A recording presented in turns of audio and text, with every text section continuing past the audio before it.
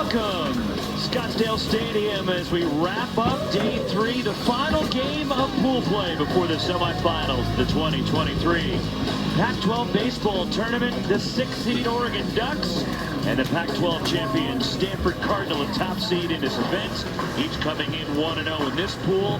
Earlier today, Arizona State outslugged Oregon State 14-10 in Pool B. As the Sun Devils get a huge win, now we'll sit and wait the selection committee to pick Arizona State hopefully on Monday, as Oregon State eliminated the Beavers, go 0-2. Pool C this afternoon, the Huskies got an outstanding performance, especially from Cam Clayton, their shortstop. 8-3 with a 4-run bottom of the 8th to put away USC. Washington advancing to the semifinals. That leaves one spot remaining for the semis. As we look at pool play presented by Deschutes Brewery, Stanford wins tonight. They win Pool A, and USC will be the wild card into the semifinals. Oregon beats Stanford. The Ducks win Pool A, and Stanford also will be advancing to the semifinals. They clinched it with a win last night over Cal. So still something to play for. Oregon needs a win to advance to the semis, along with the Arizona Hall of Famer, national champion Wes Clements, Roxy Bernstein with you. Still, both sides have a lot to play for. Yes, Stanford's already in the semis. They're still playing for a top 8 national seed in the NCAA tournament. Oregon needs to win this game to move on. Well, they do. Oregon, Roxy, still has an outside chance to possibly get one of those 16 hosts and come Monday when the 64 teams are announced, and there's a lot to play for the Ducks tonight. And both teams coming up with wins the first couple of days of this tournament. And the Pac-12 Player of the Year, Alberto Rios, leading an 18-run outburst by the Cardinal last night. Well, all he did after being named the Pac-12 Player of the Year is act like it, right? 3 for 5, a double, a home run, 4 RBIs. He really is a sensational hitter and an outstanding baseball player on a great Stanford club, right? This youngster here has been the dude. And he contributed big time last night. So did the freshman of the year in the conference, Stanford catcher Malcolm Moore, a 4-hit night. Well, freshman, the most sought-after catcher in the entire nation. David Esker landed him, and boy, has he been sensational with the bat. As you mentioned, 4 hits the other day, and they absolutely can put the bat on the ball and score a ton of runs, and Malcolm has been a big part of it this year as well. On the other side, when you take a look at Oregon, in their game 1 against against Cal, their bullpen was amazing. You see 6 innings, just a couple hits, 3 walks, and 9 punch-outs. I mean, they were just outstanding. A late rally on Tuesday for Oregon against the Golden Bears got them the win, and Logan Mercado picked up the win, and Josh Mahler has got the save, and the Oregon Ducks were able to come back and beat Cal, so they're 1-0. Stanford is 1-0. We end pool play, still a spot in the semis on the line. Lineups at first pitch next from Scottsdale Stadium. Final game of day 3, a very comfortable night at Scottsdale Stadium, as the Cardinal, the designated home team in this matchup, take the field. A little smattering of clouds up above here in Scottsdale. And the starting lineup for Mark Wasikowski and the Oregon Ducks, the 6th seed. Brought to you by Graduate Hotels. And a balanced Oregon lineup that is at 86 home runs this year. Stanford's hit the most in the league. And then there's Oregon with 86 right behind them. And there's power all the way down to the 9th spot in the order, where Gavin Grant has 8 home runs this year. Now, they were shut down by Cal, only 3 runs, but it was enough on Tuesday night. It was because of the pitching we talked about. You usually have to talk in the microphone. Well, eventually, I mean, sometimes you don't, because somebody heard me, but to your point, the other day they only needed 3 runs because of that outstanding pitching that they got from the bullpen. But their offense is 3rd in the conference in hitting at .296. Extra base hits, they are 3rd. Stolen bases, they are 3rd. Oregon State is number 1 in that. But one thing to keep your eye on is that this Oregon Duck offense is last in the league in walks. They get in the box and they swing the bat. Ty Huber making a start for Stanford tonight, the sophomore. And Huber is had an injury-riddled season. The 6'4" sophomore right-hander from Cameron Park, California. There are his numbers. He had a solid freshman year, and then the injury bug has bit him this year and trying to pitch his way back into form. And he could play a pivotal role for Stanford like he did in the postseason last year. Well, he could, but one thing to keep an eye on when you take a look at those numbers, just 18 in the third inning, but he has 20 walks. So command has been an issue for him, as it has been for the entire Cardinal pitching staff, although recently it's been cleaned up a lot. So there's the Pac-12 Player of the Year, Alberto Rios, with just ridiculous numbers this year. And what a breakout season he has had for the Stanford Cardinal.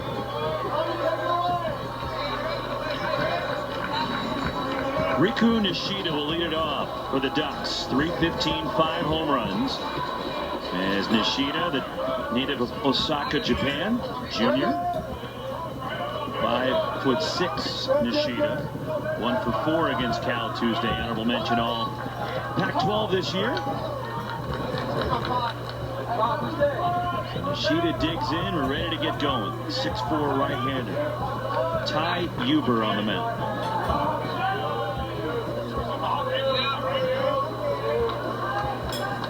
Huber's first pitch of the night is in there for a strike, according to Ramon Armendariz on the balls and strikes. Angel Campos, our umpire, at first. Kellen Levy at second. And Jake Uhlenhoff, the umpire, at third. Huber, the one-strike pitch. He just missed down low. Well, Nishida does something interesting. Left-handed hitter, watch this. He's a right-hander.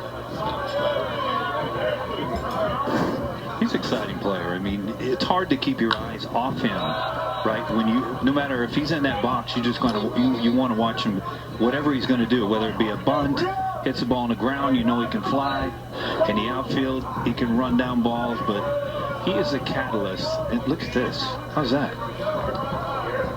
Look at that strike zone.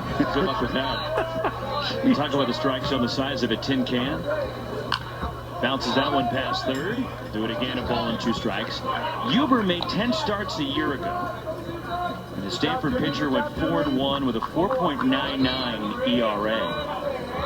And you're in the victory against Texas State when Stanford was facing elimination to force the winner-take-all Game 7 on Monday night in Game 6 of that region. Nishida rolls it to short. Owen Cobb has to hurry, and the low throw dug out. Carter Graham has it. Nishida's out. Boy, is that a close play right there. And Oregon, you look at first base coach for the Ducks over there, and Jack Martyr. They're coming in right off the bat. We should take a look at this one. I thought this was, well, I mean, it's bang, close. Bang. It is bang bang. And I don't know if there's enough to overturn it. I think the call, if it was ruled safe at first base, to me would have stood. But it was ruled out. Well, more times and I think it'll stand as well. More times than not, Roxy, we find out that these umpires are really good. I mean, it's close. I don't think there's anything obvious that says, hey, you can overturn this. And while we're at it, how about the pick by Carter Graham at first? That one got in on him, and awkwardly he was able to grab it. So a challenge, play under review on the first play of the night. I think they're going to keep this. Again, I just don't see enough to change the call. No. And if they'd ruled him safe, it would be the same thing for me. Yeah, for me to overturn a call, Roxy, you can't be maybe. It has to be a definite.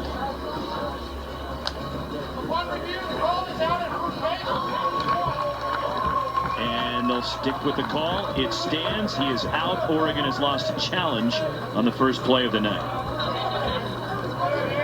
One gone, and Colby Shade coming up for the Ducks. You lost an out and a challenge. You already had lost the out. It's part of the 27 outs. I'm just was compounding it with the other.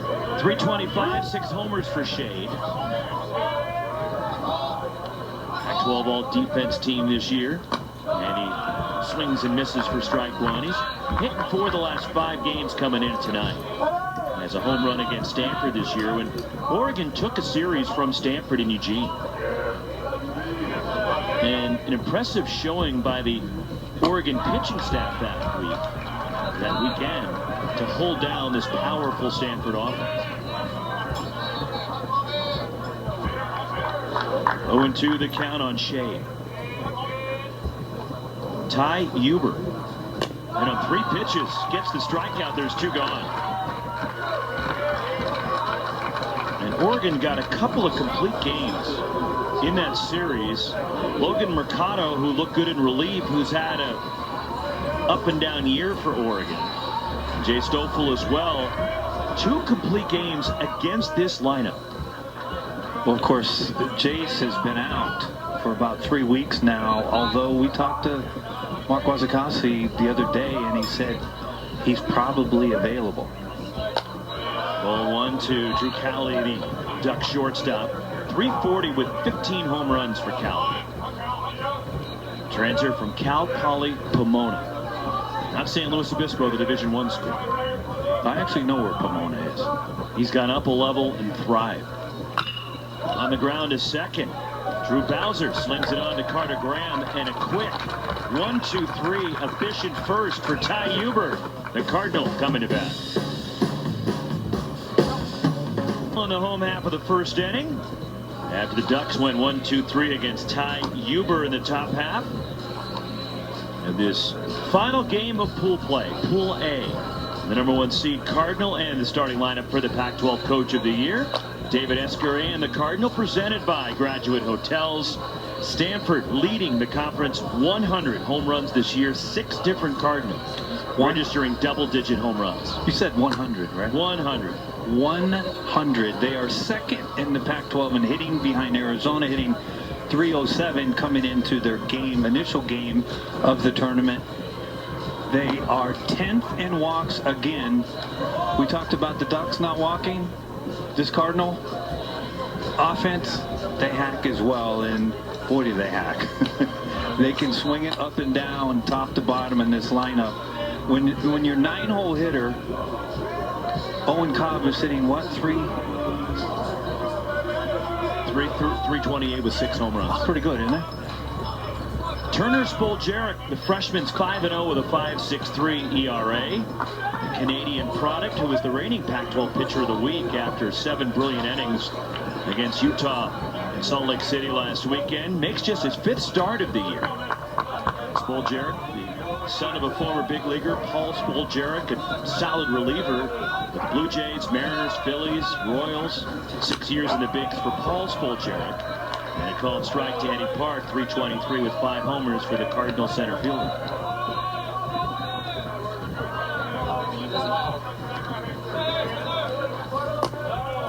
One ball, 1 strike on Eddie Park. Honorable mention all Pac-12 for Park. 323 overall, but 341 in conference play. 10th in the Pac-12 in hits. And Park goes the other way, and he serves it to left. And a leadoff single for the Cardinal, and Eddie Park is aboard.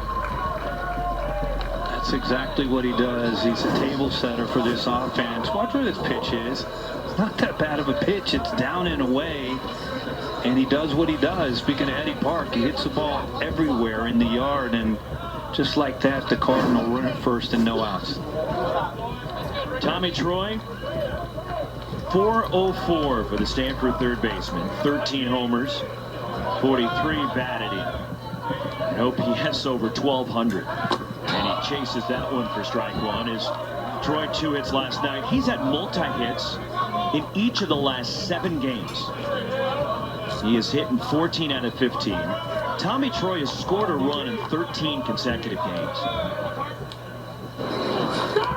Nice backhand behind the plate by Bennett Thompson. It's 1-1. And mentioned the homers with this Stanford team. Not only are the Cardinal, again, far and away leading the league with 100 in 52 games, they also average 8 1/4 runs a game. And they had 18 last night. Tommy Troy skies this one out of play. And the Cardinal offense was held somewhat in check by Cal last night. for the first 5 innings. Then 14, they erupted. 6 in the 6th, 6 in the 8th, 4 more in the 9th. Just missed off the corner to Tommy Troy. Was that a good pitch by Spoljaric right there? It's exactly where you want that 1-2 count pitch to go. Get another look at it. Was it a ball? Yes. Swing and a miss. Troy down on strikes. Spoljaric with the strikeout. And there's one away for Carter Graham.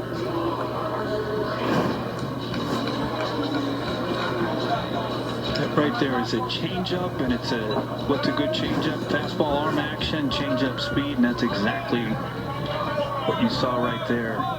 Bottom dropped out of that. Carter Graham, 320 with 14 homers, riding a 19-game hitting streak. And it just missed from Spoljaric. Carter Graham, all Pac-12 and all Pac-12 defense. He made a magnificent play defensively last night. That's what he's done during the streak. 397. 12 multi-hit games during the streak. And Graham, who began the year just 2 for 30, hitting 359 since that horrid start.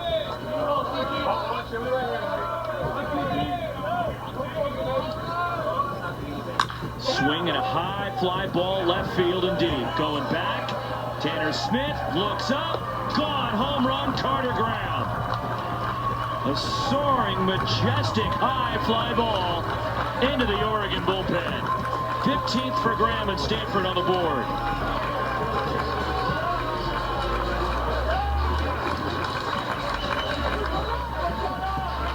Well, number 101 of the season for the Cardinal. This is a changeup. It's down. And Carter keeps his hands back just long enough to be out a little bit out in front. Now, he'll tell you he didn't get it all, but we are in the desert, Roxy, and the ball happens to fly a little bit here, doesn't it? And Braden Montgomery beating the shift. Goes the other way with a solid single. And so the first inning, Stanford jumping on Spoljaric, 3 of the first 4 reach.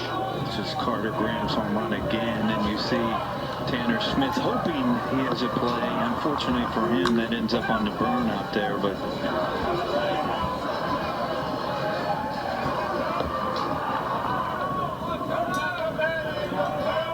how about this celebration? I think the USC Trojans back at the hotel watching this are doing the same. Alberto Rios clubs one over third down the line. This will roll for a while. Braden Montgomery flying around the bases will score all the way from first. RBI double for the Pac-12 Player of the Year. Alberto Rios makes it 3-0 Stanford. Well, Spoljaric lays off the changeup on first pitch to Rios. Unfortunately for him, Rios is somebody who gets in the box ready to swing, and it's a fastball in, and you're not going to get a ball in on Rios. Some of the quickest hands in the conference and country, and you see Montgomery, he's going to score easy on that double. Alberto Rios at second base, 19th double for Rios, and he's got a 17-game hitting streak going now. Pac-12 Player of the Year. And Malcolm Moore, the hitter, the freshman of the year in the conference. 314 with 12 homers. And Malcolm Moore had 4 hits last night against Cal. 4 for 6 in the ball game. And he takes just off the outside. As Moore has driven in a run in 7 straight games into tonight. And he has a 10-game hitting streak rolling.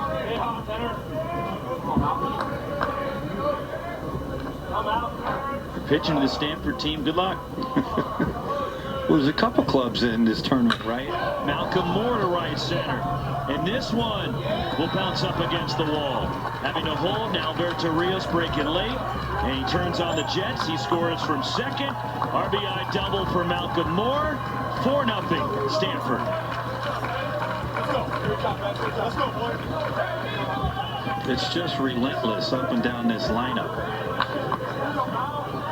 It's just non-stop. There is no breathing room for any pitcher when you face this lineup.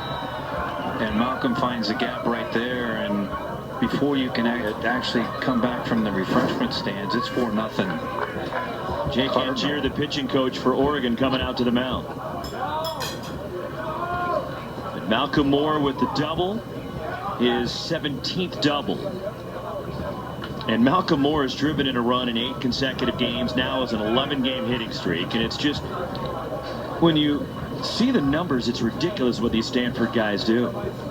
And there's George Kliavkoff, the Pac-12 commissioner, here at Scottsdale Stadium tonight, enjoying this one. And the adjustment that the tournament has made this year, I think it's been a hit for the coaches. They really like this format. Well, it's rewarding too, but it doesn't beat up your pitching before. Right, but the seeding, with the seeding, it rewards how you did over 30 games in the conference, which is a good thing. Activity beginning. Logan Mercado beginning to throw in the Oregon bullpen. Although Andy Stankiewicz, the USC coach, I'll let you know in 3 hours how I feel about the format. Gold strike to Drew Bowser. 283, 10 homers for the junior second baseman. The LA native, a couple of hits last night. Honorable mention all Pac-12 for Bowser, with 3 homers in the Pac-12 tournament last year. And Bowser, who had a great postseason, not just here in Scottsdale, but during the NCAA tournament, he had 6 home runs and drove in 12. Stanford went to Omaha. They've been to the College World Series each of the last 2 years. And they're poised to hold their 6th consecutive regional at Sunken Diamond. David Esker, the only team in the country that's hosted each of the last 5 tournaments a regional. Former shortstop for the Cardinal. Won a national championship in '87 for Mark Marquis. High fly ball off the bat of Bowser. This will stay in the ballpark. Kobe Shade makes the catch. Malcolm Moore bluffs, stays at second base.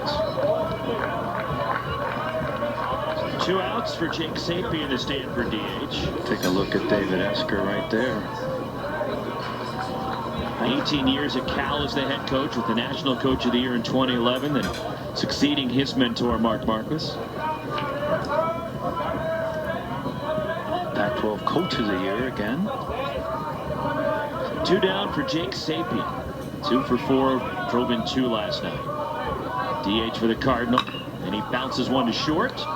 Fielded by Drew Cowley, throws out Sapien, but Stanford gets 4. They were ready to go with the bats from the get-go tonight. They were, and this is exactly what they have done. Carter Graham with the 2-run bomb. Rios, Pac-12 Player of the Year. Malcolm Moore says, I was hot the other day. Might as well continue it.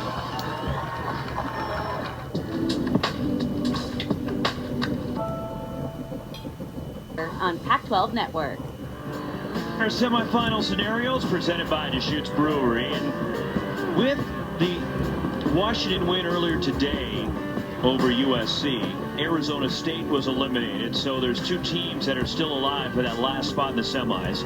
Stanford is already through, Arizona and Washington. Stanford wins this game, USC will play Stanford tomorrow night in the semis. Arizona would play Washington tomorrow afternoon. If Oregon wins this game, the Ducks play the Huskies in the afternoon tomorrow, and Arizona would play Stanford tomorrow night. 2 scenarios left for the semifinals. Sabine Ceballos leads off the Oregon second. Third baseman with 13 homers, hitting .347. And he takes a strike from Ty Huber. As Ceballos, the junior, the JC transfer from Puerto Rico. Big season for Ceballos. Huber, the 1-strike pitch. Hit on the ground is short. And Drew Bowser, that's the second baseman, playing near the bag.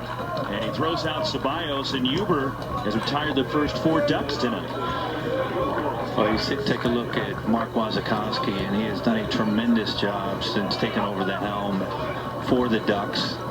Also part of the committee.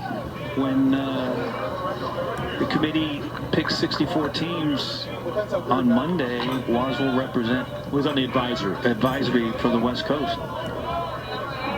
So 1 out. Tanner Smith, the left fielder, 319, 9 homers. On the ground, and he pokes it through the left side. Tanner Smith is on, the first base runner for Oregon. That will bring Drew Smith to the plate after Tanner Smith went the other way. So Tanner Smith holds just about every offensive record in Oregon history. Drew Smith, the DH, the freshman, has really come on here toward the end of the year. 16-game hitting streak for Drew Smith.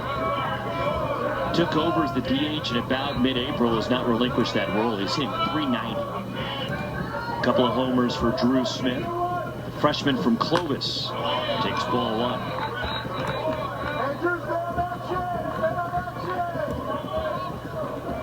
Now the Ducks are third in the conference in stolen bases, and no matter you're trailing 4-0, you can't stop playing the baseball game the way you play best.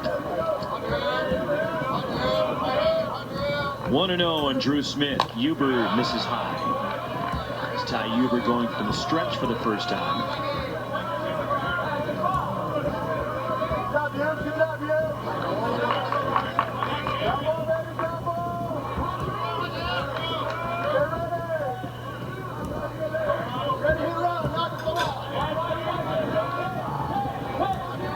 The count. Huber moved to first, actually a bluff of a throw. That's buying time. I either didn't know, wasn't sure what pitch they wanted me to throw. The pitch clock was about to expire. That's why it gave you that bluff. So restart the clock. 2-0. It's in there, locked up Drew Smith for a strike. Real good slider there on a 2-0 count. Up 4-0, 1 out, a 2-0 count. Perfect slider.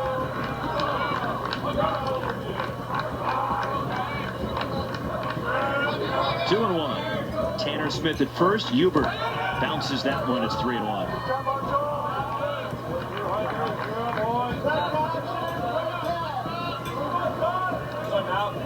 3 balls, 1 strike. Do you send him? You've been really good, just so you know, folks. Roxy's been a pretty good skipper today. Do I send Tanner Smith? He's an outfielder. He can run. Yeah, I would here.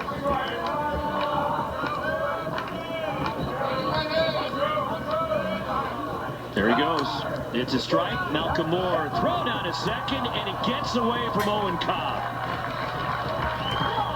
They had him at second base, it appeared, and the ball popped out of the glove of the Stanford shortstop, and Tanner Smith will get a stolen base. This is tremendous. Watch the release, how quick this release is from Malcolm Moore, and to your point, Owen Cobb's a little bit frustrated because if he catches that ball, it's the second out of this inning. But Malcolm Moore, what I love for catchers when they throw, as long as they stay behind the dish. Strikeout for Ty Huber as Drew Smith went chasing the high breaking ball. 2 outs. He did, but back to Malcolm Moore when he was throwing down to second. For me, it's all about feet and catchers, right? And he stayed behind the dish, and that's what allowed him to have that quick release because his feet move quicker. You'll see some catchers that come up and step on the plate, maybe slip on the plate, throw past the plate, but not on that one right there. And so you're still undefeated today, although with an asterisk. Why is there an asterisk? You asked me if he was going to go. I said he ran. Jacob Walsh, the batter, the Oregon first baseman. 13 homers, 246, and he scalds that one foul. Watch the throw again. We're going to watch his feet. For me, as long as he stays behind the dish, which is exactly what he did, that's the quickest way you can release a baseball. I just want to know why is there an asterisk. You asked me if he was going to run. I said he was going to run, and he did run. Well, because I was actually going to count it against you if he was called out and say, you shouldn't have done that. You didn't ask me if I thought he was going to steal it. You just asked me if he was going to run. I said, yeah, I'd send it. It's my rules, not yours. 1 strike pitch. Fouled back by Walsh. Sack fly for Walsh. Ended to be the winning run for Oregon on Tuesday against Cal. 1 for 3 in that ball game. He's hitting 5 the last 6. He had 3 homers and drove in 5 in Oregon's series win against Stanford back in April.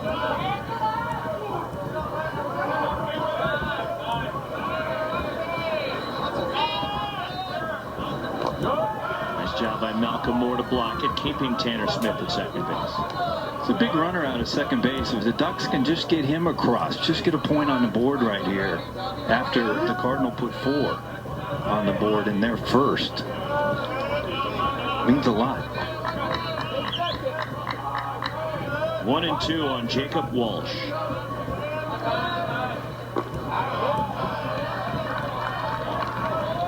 2-2 the count. Ty Huber last worked for Stanford over the weekend at Washington State. In fact, he closed out their sweep of the Cougars through an inning with 3 strikeouts. A 15-5 Stanford win, his only appearance in that series. And looper into right, and that's going to drop in front of Braden Montgomery. Tanner Smith around third. Montgomery's throw to the plate, not in time. And Oregon is on the board, a 2-out hit, and Jacob Walsh drives in a run. Wasn't hit hard by Walsh, but it was just exactly what the doctor ordered for the Ducks. And we talked about them just getting the run on the board in this inning after the Cardinal threw up 4. And you can see right there, Braden Montgomery, who has a rocket for an arm, he didn't have a chance to run through that ball. The ball took a hop to his left, and then he used his feet and his arm strength to make that play close. Bennett Thompson, the catcher, 356 with a homer for Oregon. 2 outs and Walsh at first base. 4-1 Cardinal.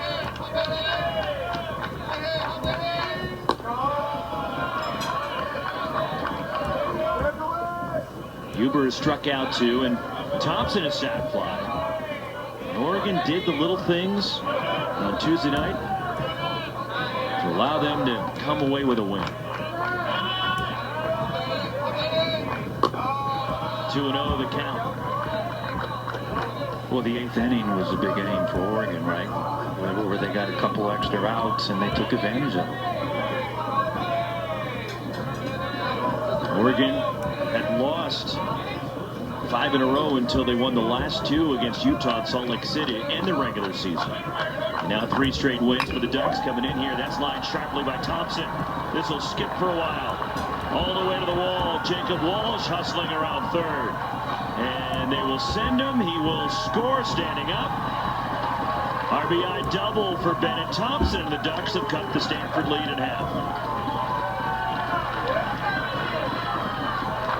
This is another elevated pitch by Huber, and Thompson doesn't miss this thing at all. And some 2-out magic for the Ducks here in the top of the second.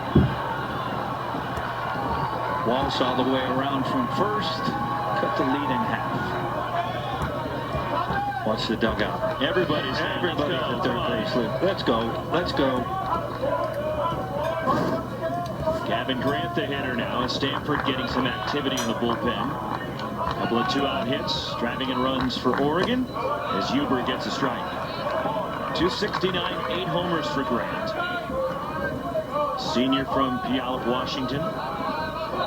Transfer from Tacoma Community College. 8 homers out of the 9 spot in the order. Ty Huber. Pitch. 1 ball, 1 strike. We can make up cases why, and everybody does, right? Well, the game doesn't matter to Stanford, right? They're pretty solidified in a national 8 seed, top 8 seed. But David Esker, everything matters, right? It's another game, and of course they want to win, but going to getting the pin up early, although you probably didn't expect Ty Huber, he probably wasn't expecting him to go more than 2 or 3 innings in the first place. So Ty Huber. For Huber, excuse me. 2-1 the count. Nick Dugan's up in the bullpen for Stanford.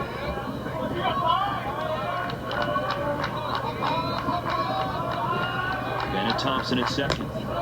Darting the outside corner is Huber. It's 2-2. And talking to Thomas Eager and David Esker before the game, look, Huber's still working his way back. They're hoping to get through 2, maybe 3 out of the right-hander, who gets the strikeout, his third to get out of it here. Oregon gets a couple on 3 hits, couple of clutch 2-out hits from Jacob Walsh and Bennett Thompson. The Ducks need a win to get to the semifinals. 4-2, Stanford in the lead as we head to the home second.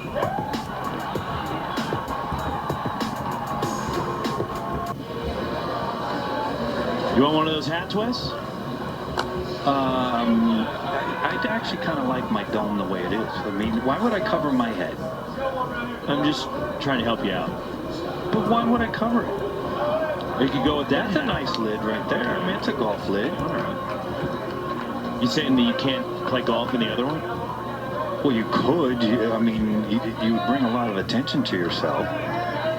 9-1-2 for the Cardinal in the home second. Owen Cobb, followed by Eddie Park, Tommy Troy. 4-2 Stanford. Turner Spoljaric delivers ball 1. Boy, this is imperative that Spoljaric can put up a 0 right here after his club put 2 on the board. Owen Cobb 1 for 4 in RBI and a run last night. Honorable mention all Pac-12. There is a strike to Owen Cobb, who really at the beginning of the season didn't necessarily figure in the plans to be the shortstop for the Cardinals. He did not. There's a high chop, left side, tough play. Ranging over, Drew Cali, and an infield hit for Owen Cobb. Well, there's nothing Cali can do on here with Cobb being able to run like he can, but unfortunate for the Ducks. We'll get a look at it. And this right here is, some would claim that this is what happens when you play on fields in Arizona, because it's so tough to keep the dirt moist. When the ball hits the front of the dish on the dirt in front, it takes that high hop. Other fields, that ball might have been fielded. Eddie Park goes the other way, left center field toward the alley. That falls in for a hit. Cut off by Tanner Smith. Owen Cobb's going to be held at third, and racing into second with a double is Eddie Park. And Stanford's at it again. They are an aggressive club from pitch 1, and Eddie Park will swing at a lot of pitches that are right down the middle on pitch 1, and for the second consecutive trip to the plate, he's got his second hit, and they are set up second and third and no outs, and sitting with Tommy Troy and Carter Grimm and Montgomery coming up. Here comes Jake Angier, the pitching coach for Oregon, and they're going to the bullpen here. As Turner Spoljaric chased here in the second, made it through 1. And the first 2 hitters reaching in inning 2, and Oregon going to the pen, summoning Logan Mercado. So Spoljaric, who is coming off a magnificent outing against Utah. And the altitude last weekend. Oregon going with the freshman here, the reigning Pac-12 pitcher of the week. And unfortunately for Turner Spoljaric, facing the Stanford lineup, and they're getting to him. Call to the bullpen for the Ducks, trying to hang in there with Stanford. We mentioned that Oregon won 2 out of 3 from Stanford back in April, and here's a series summary where the Ducks got a shutout from Jay Stoffel, a 3-hitter, and beat Quinn Matthews, who went the distance and struck out 10 despite the loss. 4-0 Oregon won game 2. Then the Ducks behind Logan Mercado, winning game 2 8-1. He threw a complete game. And then in game 3, Stanford, Braden Montgomery homered, and the Cardinal salvaged the finale of that series. But that's only one of 2 series losses for Stanford this year, the other coming at USC, as Logan Mercado takes over. 5-1 and a 6.89 ERA, and he had that brilliant performance against Stanford, but he just has not been the same consistent presence he was a year ago for Mark Wasikowski. Although he looked good in an inning and a third with a couple of strikeouts against Cal on Tuesday night. Well, they loved what they saw, and as you mentioned, he hasn't been as good as he has been in the past, but it just takes a good outing sometimes for a pitcher to remember, because pitching, a lot of it is mental, right? Tommy Troy fouls the first pitch away from Mercado. Owen Cobb at third, Eddie Park at second base.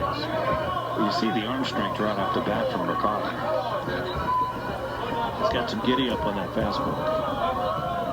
Junior right-hander. Nice job by Bennett Thompson behind the dish. As Mercado had a good season last year,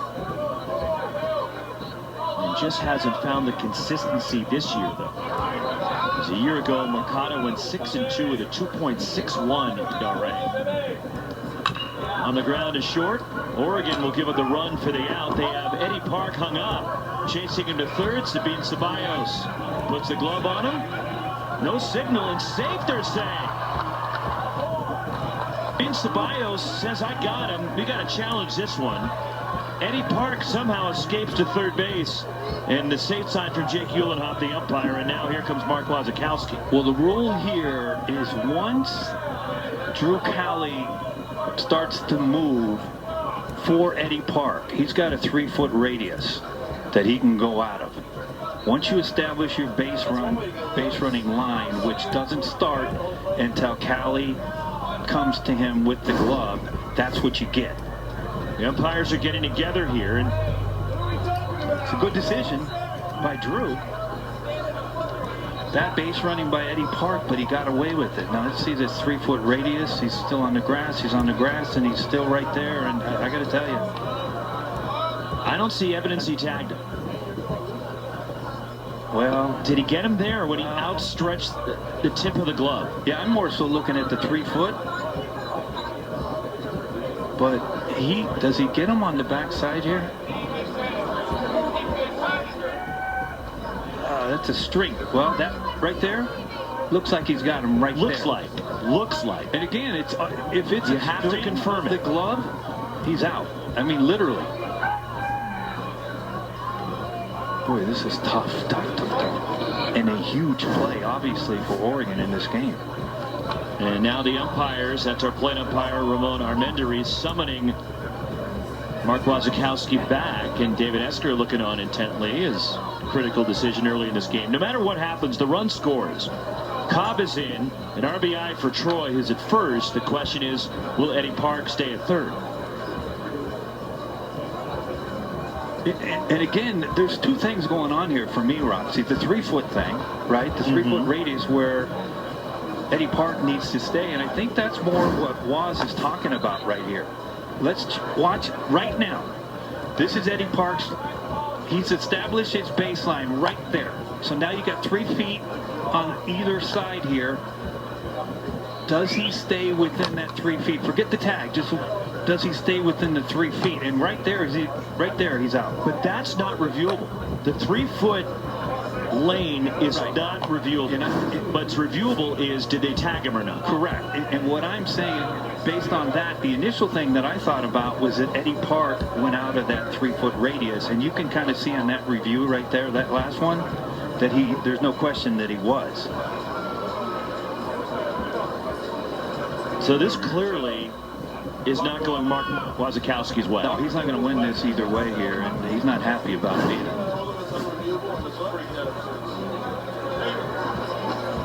Right. So the baseline is established when the tag attempt starts. Correct. And that is,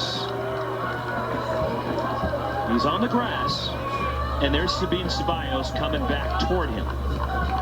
And so, okay, but watch where he ends up after this. So if that's his baseline established, watch where he ends up. He's a good 6 feet on the other side there. So if he establishes inside on the grass, he ends up 6 feet away on the dirt. We resume with Carter Graham. Takes ball 1 from Mercado. Runners to the corners, nobody out. So Mark Wasikowski doesn't win that battle.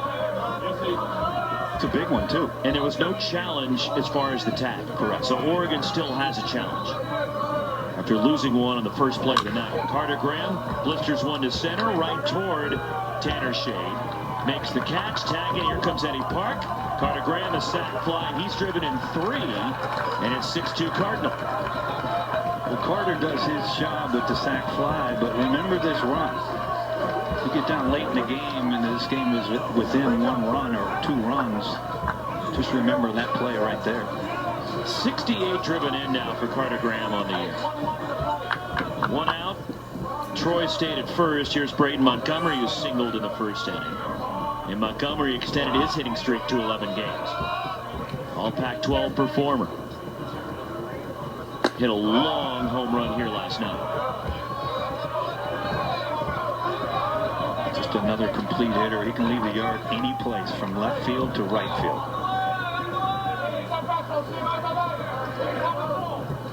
1-0 on Montgomery. Speaking of that long home run, that's what he did last night. Did that go up in there? To the top. To the lodge? Top of the lodge.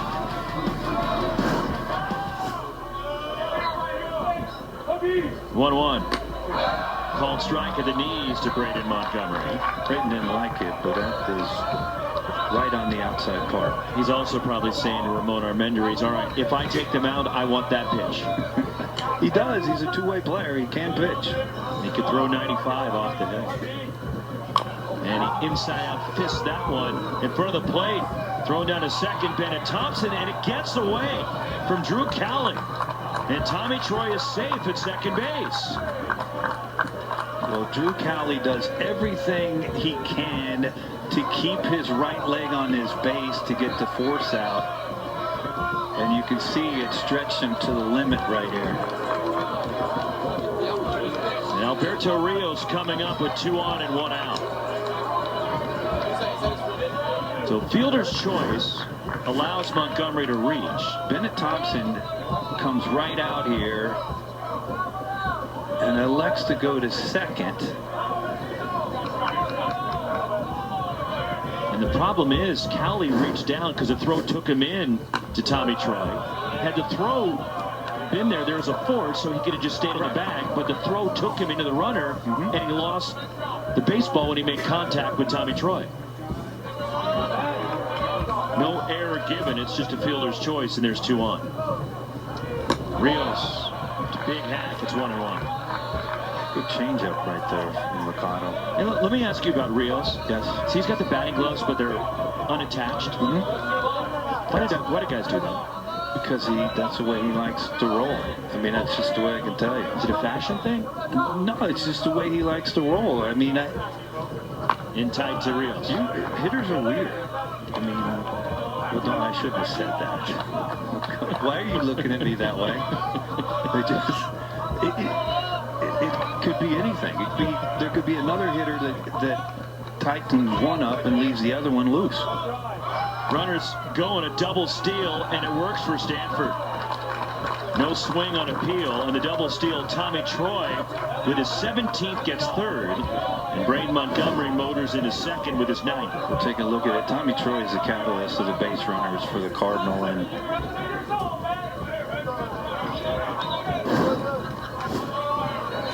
second and third, 1 out. It's been a rough go of it for Oregon, and now Rios walks to load the bases for Malcolm Moore. I mean, you think about it right there. The Ducks wanted no part of Rios on that count in this situation. They'd much rather face Moore, who has gotten 5 hits already in, what, 1 in 10 innings? So here comes Mark Wasikowski. That's not the pitching coach. That's not Jake Angier. This is the skipper. And this is, to me, Wes, delivering a message. Oh, there's no question. I'm just looking at Waz right now. I mean, the beauty about this is that we can't hear what he's saying. He basically is saying, clean it up, fix it. We're still in this game. Get a ground ball double play, and let's get back in the dugout. Just some bookkeeping stuff. By the way, they did rule an error on the play at second base, where Tommy Troy went into the bag. And the ball hit by Braden Montgomery, they have assessed the error to Drew Cowley. I mean, when you look at this inning through Waz's eyes, he's thinking, well, we botched a rundown with Eddie Park. Eddie Park ended up scoring. Gave them another out at second. We gave him another out on the force play from Bennett Thompson's throw, taking Cowley up over the second base side. I mean, there's a couple clubs that you cannot give extra outs that you know in this conference. And one of them we're watching in the Cardinal, and the other obviously is Arizona, who leads the conference in every offensive category except home runs. Although the way that Arizona State and Oregon State swung the bats today, those, of course, are teams you can't give them extra outs. Well, I mean, quite frankly, you can't give anybody extra outs, but they're loaded for Malcolm Moore. Logan Mercado, the 1-strike pitch. 0-2, bottom of the zone. Moore an RBI double in the first. There is Dad. A along with a College World Series hero from Oregon State. In the dark t-shirt there. We have a story. That is Tyler Malone. And we have a story, not for this inning, but the next inning. Because it's a true story. You won't want to miss it.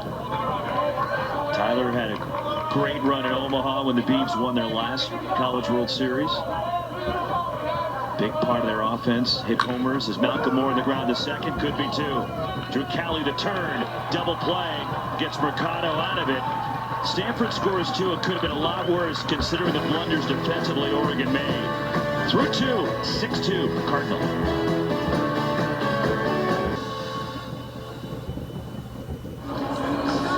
So the story that we have to tell about Tyler Malone, this was during the Super Regional in 2019, or was it the regional round? Because we were there for both rounds. We lived up there for like 2 straight years. Yeah. And so one night after ball game, I think it was the Supers. That is inconsequential, the story. Correct. And what time is it? 11:30 at night. Right. We ate as much as downtown Corvallis is. Yeah, we ate the Angry Beaver right there. Correct. And then we had an inkling for something sweet. Correct. And so right down the street from as Nick Dugan takes over on the mound for Stanford, Ty Huber went 2 innings tonight. And there's a look at Nick Dugan, the freshman, takes over for the Cardinal here. So we come out of the Angry Beaver and we want to get something, and there was nothing open that late except the drive-through at Dairy Queen. Whose idea? You want full credit? Well, hold on. We were being responsible because we may have had an adult beverage or two. Okay. And so we were not going to drive. Correct. The dining room at Dairy Queen was closed. Correct. So the only way to get something was the drive-through. And initially, it was you, me, Todd Malone, Tyler's dad, who I'm friendly with. And Todd Malone played in the Yankee system for a while in the minors. Is Riku Nishida top of the order for Oregon, and it's fouled off by Nishida. And Tyler Malone, the 4 of us. And they wouldn't serve us at the drive-thru. And I think the manager was getting kind of angry with us because we were frustrated. They wouldn't give us we wanted blizzards. As Nishida fouls it off. And so then we found a couple of college kids that were in line in their car, and that really bothered them because we bypassed that angry manager. And so well, no, he didn't catch on yet because we found him around the corner. There was a few people in the drive-thru. Ground ball is short. Owen Cobb throws out Nishida, and there's one gone in the Oregon third. So we gave some monetary influence to these. Hey, we'll buy your dinner. We'll get you blizzards, whatever you want, if you buy us blizzards. We gave them our order, and they start going through the line, and the manager could see us hovering, and they give them the order, and then they see them hand off to us, and the manager starts screaming. But we had our blizzards. We did. And Tyler Malone, Dad Todd, the 2 of us. And anybody's been to Corvallis knows where that Dairy Queen is right there. Downtown. Angry Beaver, I love that place though. Called strike to Colby Shade, who struck out in the first. So 2 innings from Ty Huber. Nick Dugan is in there now.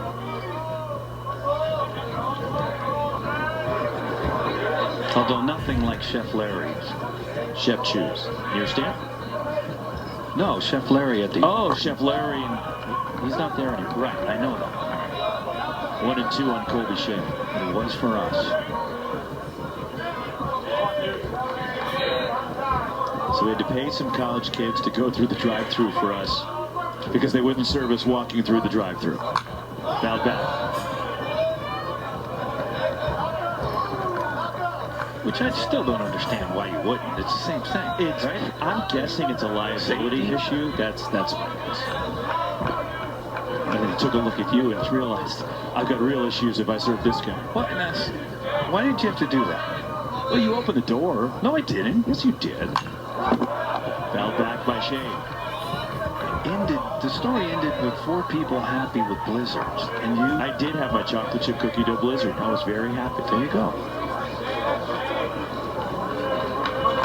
Nick Dugan's made 20 appearances now, 6 starts. In the air to right, Braden Montgomery going over toward the line will have a play. And Nick Dugan has retired the first 2 Ducks in the 3rd. That'll bring up Drew Cowley, grounded out in the 1st. Dugan last appeared over the weekend for Stanford up in Pullman. And he pitched in the game on Saturday, worked 2 scoreless innings with a couple of strikeouts against Washington State.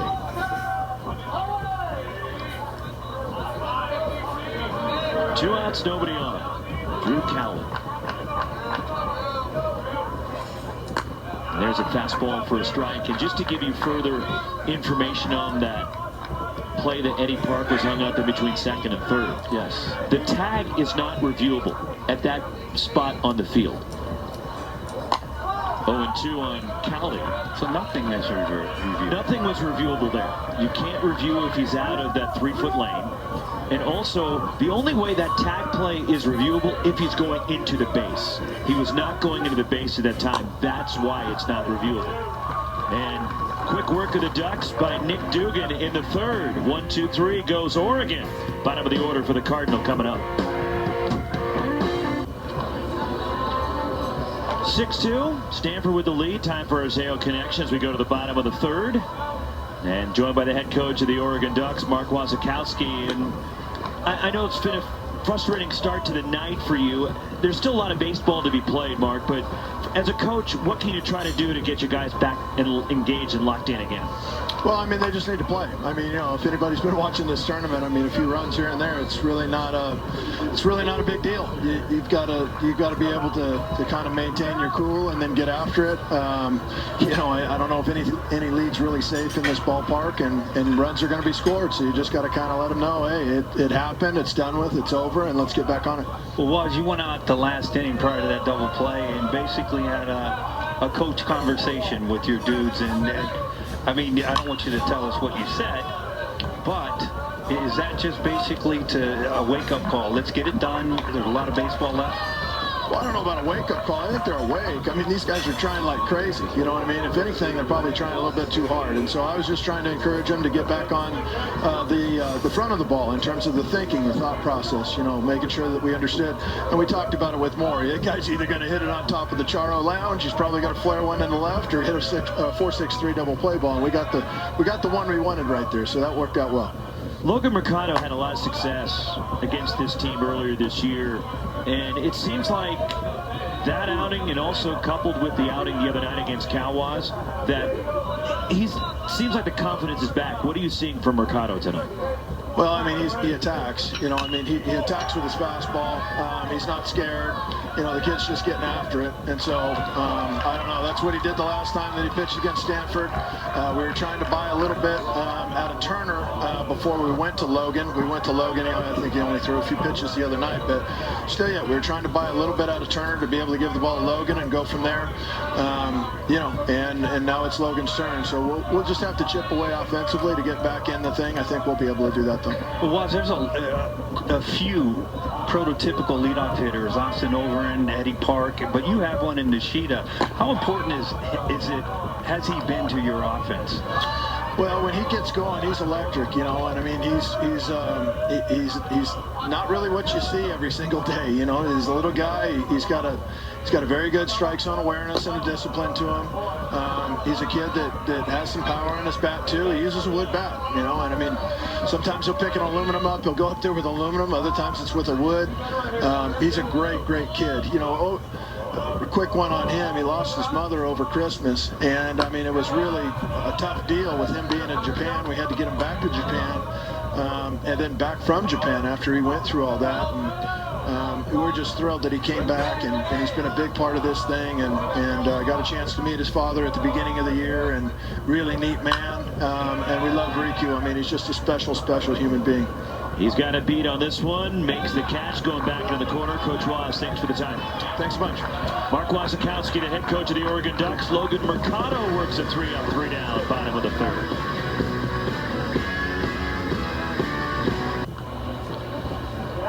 Well, I got a family out there on the berm in deep right center, enjoying the pleasant evening in Scottsdale. What a difference a day makes, right?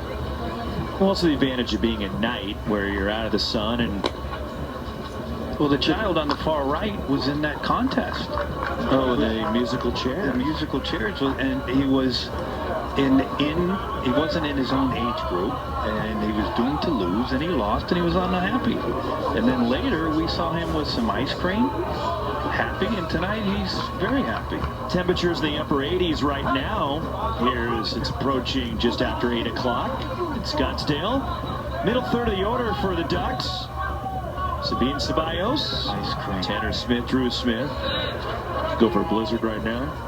Go for ice cream. I mean, listen, I don't care if it's a blizzard, it's ice cream. Ceballos grounded out to second in the second. Nick Dugan's second inning. And freshman's got some pretty good stuff. And this is a kid that I think Stanford is excited about his future. I saw him early in the first series that Stanford played at Goodwin Field at Cal State Fullerton, and I watched this youngster here throw, and I went up to get a roster to find out who he was, because he has a tremendous changeup, and you see he's got some arm strength, and that will grow the older he gets, but his changeup is tremendous. And what did David Esker say yesterday? He told us yesterday, he said, what do you need to be successful? And you need a couple pitchers to get hot. There's a bouncer. Drew Bowser shifts to the other side of second base, and he throws out Sabine Ceballos. As Stanford had a shift on the slow bouncer, and Bowser still able to make the play. Well, we'll take a look at the shift. 3 on the left side. But Bowser, 6'4", pretty agile. Gets over there. But if you're going to win a regional and then go on and win a super, you're pretty much going to have to use everybody that's in your bullpen. Strike one to Tanner Smith, who singled and scored in the second for the Ducks.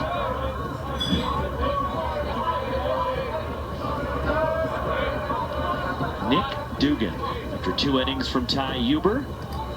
There's a bouncer to short, right at Owen Cobb. Fires to first, and Dugan's retired all 5 Ducks since coming in. And Dugan's got that ability. And I know the numbers say hasn't had a great year. ZRA is up over 8. But this is an arm that's capable of getting hot. Dugan, Ty Huber was one of those guys out of the bullpen last year. Brant Panzer came up big for them. Certainly Ryan Bruno. Drew Dowd gobbled up some big innings. Quinn Matthews was the season savior in his performance against the Gauchos to eliminate UC Santa Barbara's. That one drops in there for a strike to Drew Smith, who struck out in the second. But Dugan's problem this year has been command. It's walks. You can see that when he throws strikes, he's very, very successful. Just missed outside. But free passes are what has been the problem for this entire staff. And as I mentioned in the last month, they have really cleaned that up.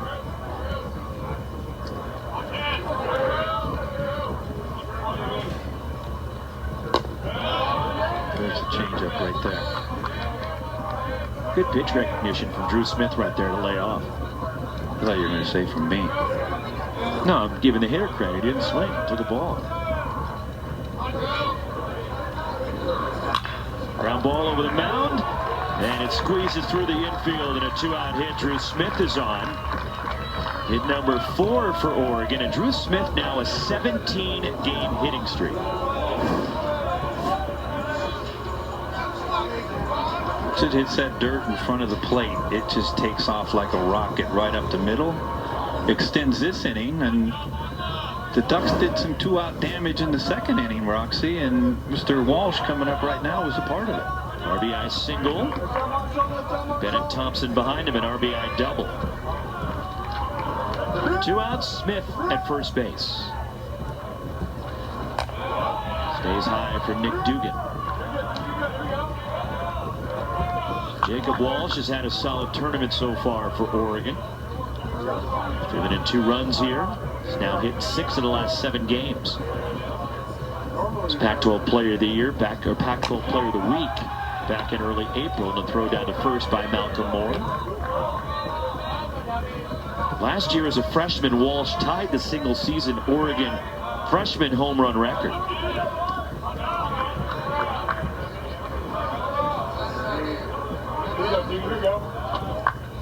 2-0. Bouncer, foul.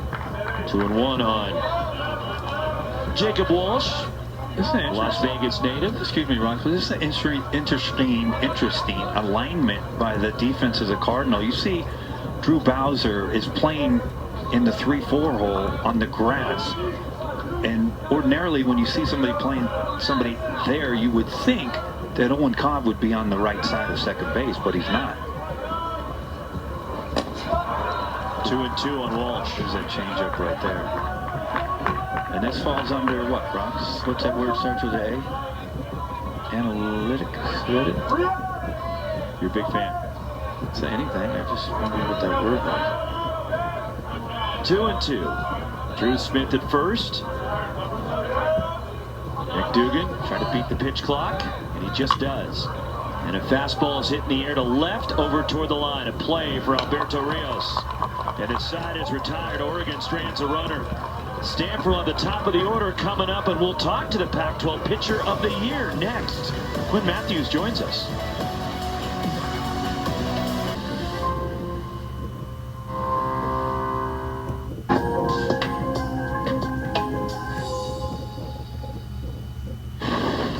Well, the Pac-12 Pitcher of the Year, Quinn Matthews, has been fabulous for Stanford. Leads the conference in strikeouts and a consistent presence on Friday night for David Esker all year. He really has. Early in the year, he struggled with his command just a little bit, but boy, has he cleaned it up, and he has been sensational the last 2 months. And every time he goes out on the mound, he gives the Cardinal a chance to win.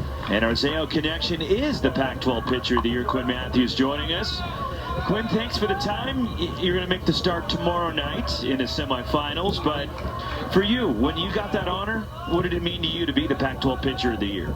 Yeah, I mean, it kind of meant everything, right? I mean, you know, 2 guys before me that had done it with Beck and Williams, they kind of set the standard. And I mean, obviously that was the goal coming back this year, was to at least give my team a chance to win every single game I pitched in. And at the end of the day, I was blessed with that honor. I mean, there were a couple of really good pitchers in the Pac-12 this year that I was kind of nervous, you know, I wouldn't win it, but I got lucky enough to win it. Well, I'm going to go right to it right now. Everybody wants to know the story behind the pearls.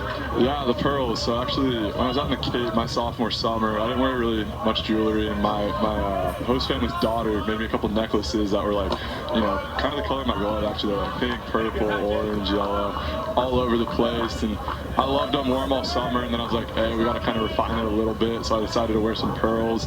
Harry Styles was rocking them at the time, and I was like, you know what, we'll go with some pearls also. And you know, that's where it's been ever since. All right, now I'm going to ask you a question. Early in the year, I think you heard me talk about it. You struggle with your command just a little bit, but you've really cleaned it up. What has helped you clean it up? What's been the difference? Yeah, so it started out in Oklahoma, actually, out on a turf mound, and I threw a really bad slider in the first inning, and I was like, that was horrendous. Switched the grip of my slider mid at bat in the first inning, and I actually lowered my arm slot a little bit, so I think my release height is like 2 or 3 inches lower than it was for the majority of the first part of the season, and for whatever reason, everything just kind of clicked. The body synced up a little bit better, and all of a sudden I could, you know, throw strikes. How often do you make those kind of adjustments as far as like in the middle of a game like that? Yeah, I mean, you try not to, especially not in the middle of the game. You hope to at least have a bullpen under your belt or something like that. I mean, I've been playing around with the slider a little bit, but I mean, I decided to kind of can the old one mid-game and bring out the new one. It's, you know, not something I would recommend, but I've done it probably twice in my collegiate career now. Okay, and listen, you know this. I mean, lefties a little bit quirky, but I mean, a lot of lefties they won't wear their hat straight. You got yours straight, so there's got to be some quirks about you that we don't know. What is it, and what are they? Good swings on it. I mean, I'm pretty not normal, just in general. Kind of everything I do is probably deep quirky by like my teammates. I mean, I go to bed pretty late the night before I'm starting. I mean, obviously I wear the pearls. I got the the fashionable glove, kind of stare off into the distance before every single inning. You know, just little things like that probably aren't deemed normal, but I enjoy doing them. Game day, can they come around you, or they got to stay away from you? Yeah, no, they can definitely come around me. I mean, I don't really talk as we get closer and closer to game time. I go basically mute for the most part, but no, I'm pretty good, especially in like the morning and I mean normally the afternoon. I'm normally okay to be around, talk to the guys, keep it pretty loose. 2 outs for Carter Graham, who homered in the first, takes a strike as Quinn Matthews with us. And we were talking to David Esker last night, Quinn, and he was talking about your outing against UC Santa Barbara last year in the regional, that you saved the season. That there's always an opportunity for someone along the run. If you're going to make a run, somebody has to do it. You were that guy. What do you remember about that outing and the situation you were in the regionals last year? Yeah, I mean, the regional, I think we were 1-1 at that point, so it was an elimination game. I actually basically tried to blow the season. I gave a 2-run bomb to make it 4-3 Santa Barbara. That everyone seems to forget, but I definitely have not forgotten it.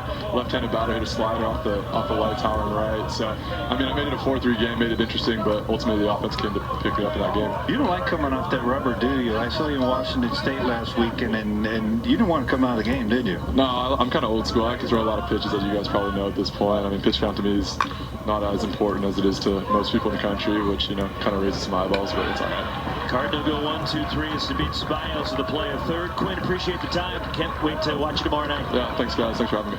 Quinn Matthews, the Pac-12 Pitcher of the Year. Through 4, Stanford up 6-2.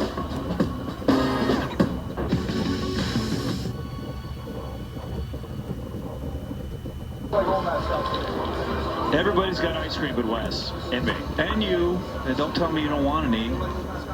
But why wouldn't you not? If there's could there be a better place to have I think our production team led by Dan Becker and David Feldman are teasing us after that Blizzard story from Dairy Queen. Apparently. No, we can't have those. We have to remove ourselves from those conversations, at least for now. Bennett Thompson, Gavin Grant, Riku Nishida, 8-9-1 for the Ducks. 6-2 Stanford in the 5th, and Nick Dugan pours in a strike. RBI double for Bennett Thompson in the 2nd.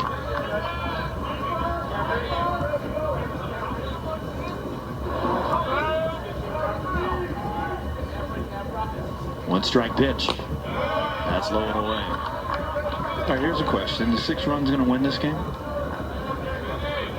No. Okay. I think you're going to need more. Oregon could swing the bat. They're not going to go down lightly. Bouncer through the right side and a leadoff base runner for the Ducks in the 5th. Boy, you have been on a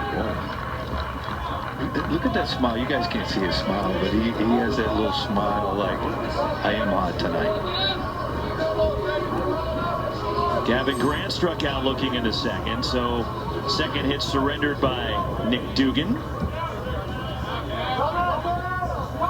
Oregon looking for base runners, and look, this is the explosive offense. They hit right around 300 as a team. They hit home runs. Strike 1.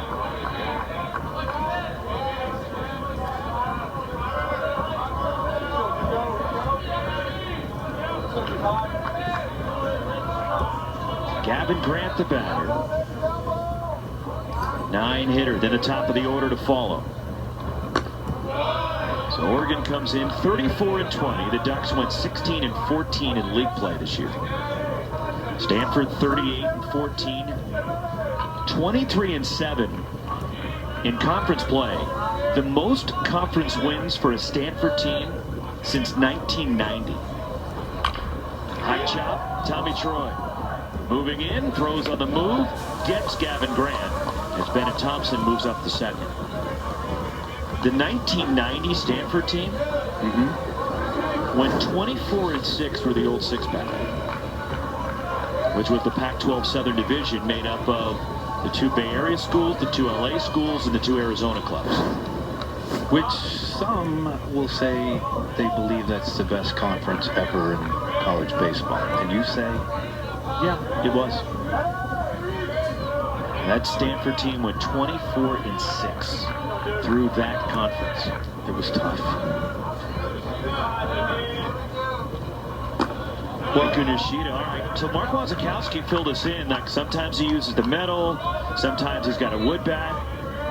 That looks like the wood bat. That looks like wood right there. Yeah. Now, what's he giving up by using the wood as opposed to the metal?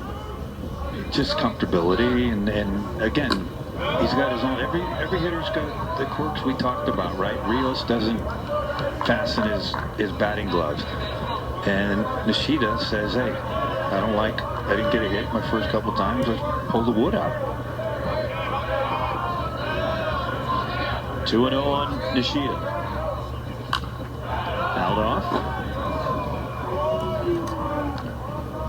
There's that right-handed. Do you give up some power with the wood as opposed to the metal bat? You're asking, and honestly, you're asking the wrong dude. Now these bats are dialed down to the ones that you used to use. Okay. Back up the middle, Nishida has a hit. And it skips into center field. Bennett Thompson is in. Nishida an RBI single, and it's 6-3, Stanford. It's just beautiful. He stays in his own lane. I mean, he knows what he can do. He knows what he's good at. And what he's good at is putting the ball in play and hitting this ball on the ground. Finds a hole, and he made the right decision to bring that oak out there, right? It worked that time. Colby Shea now the hitter for the Ducks. 0 for 2 tonight. 1 out. Nishida at first. As Mark Wazakowski said, we're trying to chip away, and Oregon's got to run. Well, and you're in this part of the Ducks lineup in the 2-3-4 right now with all the thump coming up right now, but you have Nishida at first. So now Dugan's responsibility is to be aware of the runner at first, hold the runner at first, and then locate. And a balk has been called against Nick Dugan, and Nishida runs down to second. And it was the leg that first base umpire Angel Campos said there it is right there. I mean, that's a beautiful replay right there. You see the left knee buckle? Right there. But that's what they do. I mean, this is what base runners do.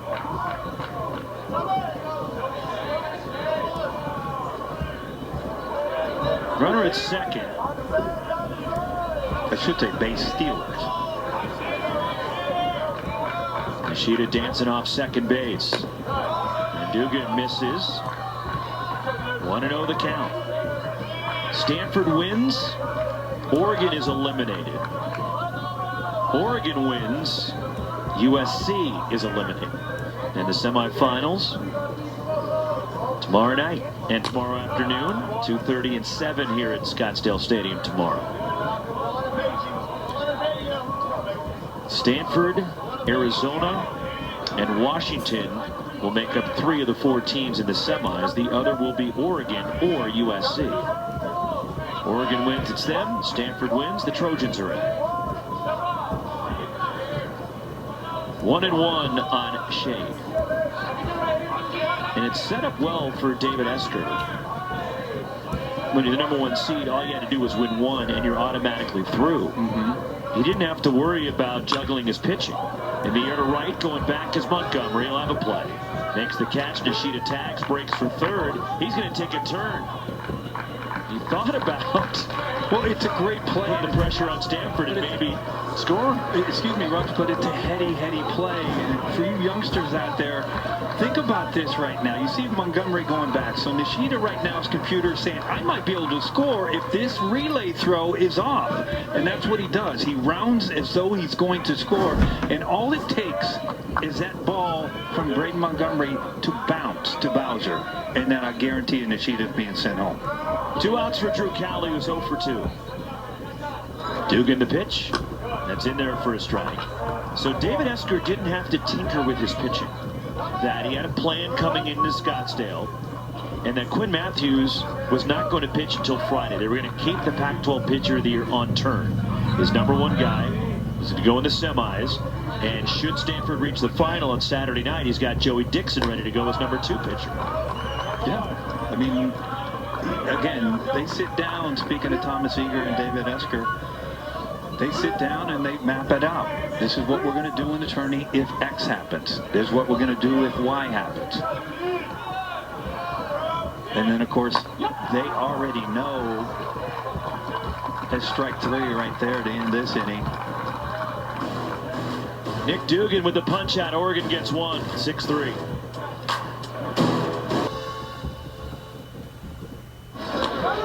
The softball super regionals in full swing for Pac-12 teams in competition, including Oregon, who lost a tough one to Oklahoma State. Today, game 2 of that super regional, 3 o'clock Pacific time on ESPN2. Tomorrow, Stanford tomorrow morning on ESPN2. The 9th-ranked Cardinal against the 8th seed Duke in Durham, North Carolina. Utah will host San Diego State on Friday night, and Washington begins their super regional against Louisiana also on Friday evening. And Braden Montgomery, middle third of the order for Stanford in the 5th, 6-3 Cardinal. And how Washington, the women's softball team, got to this super was incredible. They trailed McNeese State 6-0 going in the bottom of the 7th and rolled a 7 spot to win that super. Or win that regional. Montgomery 1 for 2, tied up on that pitch from Mercado. I love women's softball right now. It's a perfect time, right? We get a chance to watch it, and then of course the Oklahoma City is where the Women's College World Series is. Just awesome to sit back and watch the girls play. Shift on defensively for the Ducks. And Montgomery trying to go the other way, fouls it over near the Oregon dugout.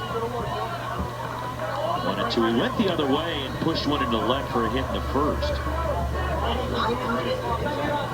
Extending his hitting streak to 11 games, and that is illegal for people. Do it still here. Ran out in right field, and Montgomery in the air, coming over and in, racing in is Tanner Smith, and he dives and he caught it. Long run, and Tanner Smith, a brilliant play in left field. It was, but there's some communication with Drew Cowley, the shortstop. He's coming in screaming, I got it, I got it, and I got it. And you can watch Cowley, watch him shut it down. It's a great play. Showing everybody he did have it.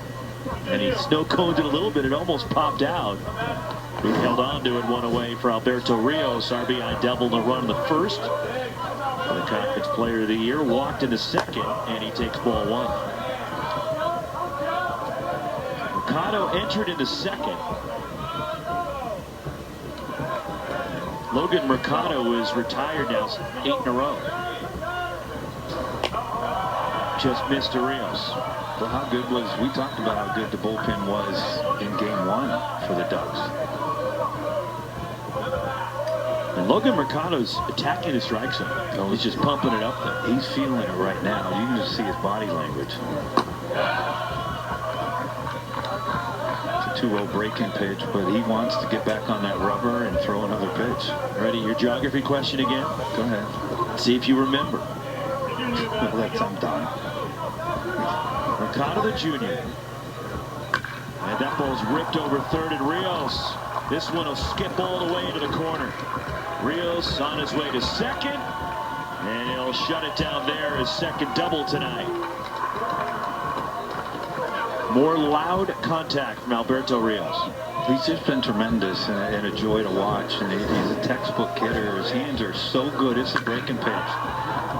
And the ball sounds a little bit different off his bat.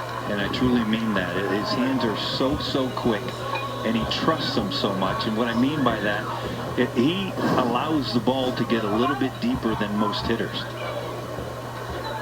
Malcolm Moore, 1 for 2 with an RBI double tonight. Be the batter now with Rios at second base. Mercado's pitch. Fastball high. So, go ahead. I mentioned before, junior is from Pasco, Washington. I have no Logan Mercado. And in that area he's from is known as the Tri-Cities area of Washington.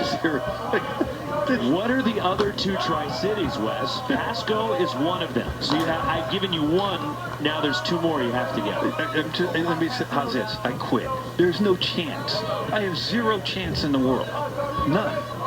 I mean, you know what I would say? Seattle. That's where I go. Okay? It's not Spokane. It's not Pullman. Well, it's not Colfax. There goes my answer. In the air to left, Tanner Smith settles under it. How about Bellingham? There's another one. It's not Bellevue. Vancouver, Washington, not Everett. I'm showing off my Washington knowledge, by the way. It is Pasco, Kennewick, Richland. You thought I had a chance to remember one of those. You started with 2.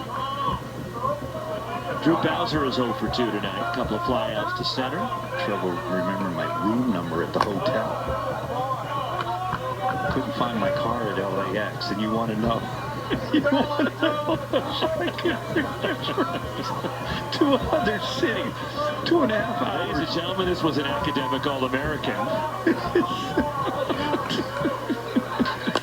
2.5 hours to find my car where I parked it at LAX. And you want to know if I can remember 2 cities.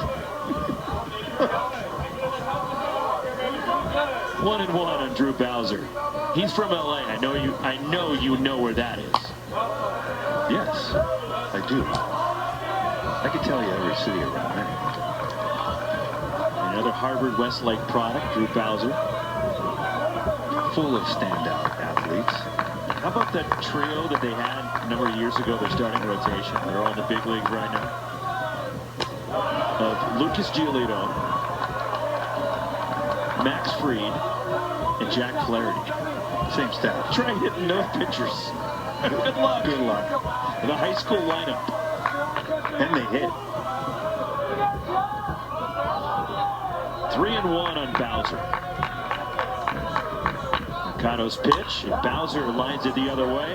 Nishida breaking back, and he makes the catch with a little leap. A little excitement from Nishida going back on that one to retire the side.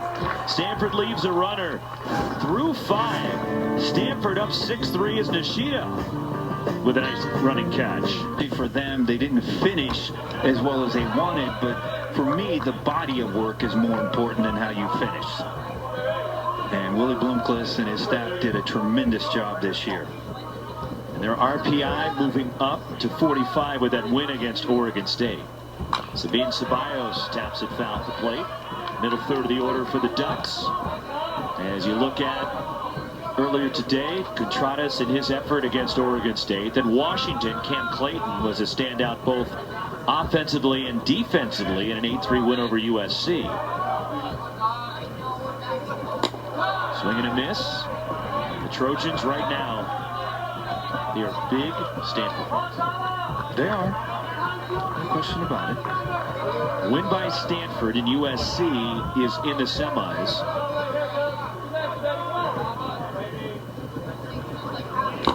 Swing and a miss. Down on strikes. That's it. And it Goes Sabine Ceballos. It's just a tremendous, tremendous changeup, and this is as good as I've seen Dugan throw since early in the year against the Titans over in Fullerton. I mean, he's very, very consistent with his changeup, and it's down. The bottom's dropping out of it. Tanner Smith singled and scored in the second. He's 1 for 2. And there's strike 1 from Dugan. So Stanford wins. And tomorrow night, the Cardinal will play USC. And earlier in the day, Washington will play Arizona in the semifinals. Should Oregon come back and win this game, Stanford plays Arizona tomorrow night, and Oregon would play Washington in the early game. Roll to second. Drew Bowser gets in front of it. Slings it on to Carter Graham. 2 outs.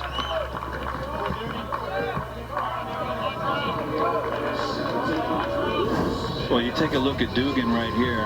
Where's this ball? Just let it go. I got a guy over there that's going to catch it. Stanford made the switch this year. Drew Bowser was playing third base last year, and Tommy Troy was at second.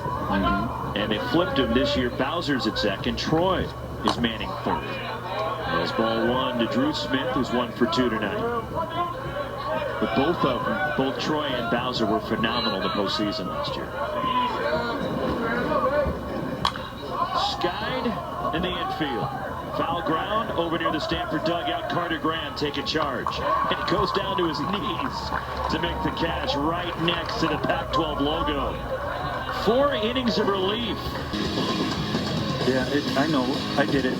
That's right. Don't be jealous. I'm so jealous. You looked right at me like...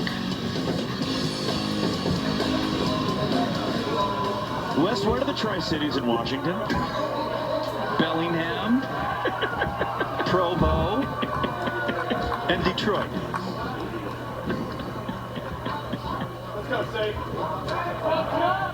Jake Sapien, Owen Cobb, and Eddie Park do up for Stanford in the 6th. 6-3 Cardinals. Sapien 0 for 2 tonight. The Stanford DH takes ball 1. It's kind of nice tonight. A little pleasant. It's not hot. No, it's pleasant. We have the perfect combination, right? Because we have the AC, but we also have the warm air coming in, and the mean temperature. Sapien a drive to left. Tanner Smith going back onto the track, and he makes the catch. Where it's 360 down the line and left, and Sapien narrowly poked one out of here. There's one gone. But it helps the mean temperature as we get a look at this. Sapien kind of hit this ball out the end of the bat. But it's pleasant here. Probably 78 degrees. 87. In here. Oh, well, in here, but 87 out there. You missed what I said. The mean temperature. Mean, right? That was good in math, remember? Owen Cobb a hit. Back in the 2nd. 1 for 2. Scored a run. Speaking of math, yes. Logan Mercado's retired 11 of the last 12 for Oregon. Sensational. So he's given this team a chance to come back. Well, add that to the 6 innings that we talked about in the open. How good has the pen been for the Ducks? 6 scoreless innings Tuesday against Cal. All 6 runs that Stanford has scored tonight charged to Turner Spoljaric, the starter. It's the best time of the year in college baseball, folks, and of course Monday is a big day. There's so many teams that are hoping that their name is called. It's no different than the basketball tournament, but and there's going to be some teams that are left out that you're going to go, what? How did that happen? But it happens every year. It really is the opportunity for 7 teams in the Pac-12 to be in the field. And Owen Cobb draws a 1-out walk. Back to the top of the order. And Eddie Park for Stanford, who has 2 hits tonight. There are the up-to-the-minute RPIs with Arizona 45, Arizona State 46 after their win against Oregon State. And the Wildcats also beaten the Beavs here. Keep in mind, Arizona's got a win against Tennessee. They have a win against Stanford. They've beaten West Virginia. They beat UC Irvine, who's another bubble team. Eddie Park, the batter. He takes ball 1. But it's tough, and you can go through, and we're not the only conference that can go through and make a case for a certain team and or teams to get in. But it happens all the time. I mean, Monday is a gigantic day, the biggest day for college baseball, when that committee comes out and they roll out the 16 regionals, the 8 national seeds, and the 64 clubs that get to play. I mean, and for some of these kids, you're a senior on a club, Roxy, it might be the only time you get an opportunity to play in the postseason. And there's nothing like the excitement in regionals and supers. And, of course, if you're fortunate enough to get to Omaha, there's nothing better than that. 1-0 the count on Park, a move to first by Mercado. Activity beginning in the Oregon bullpen.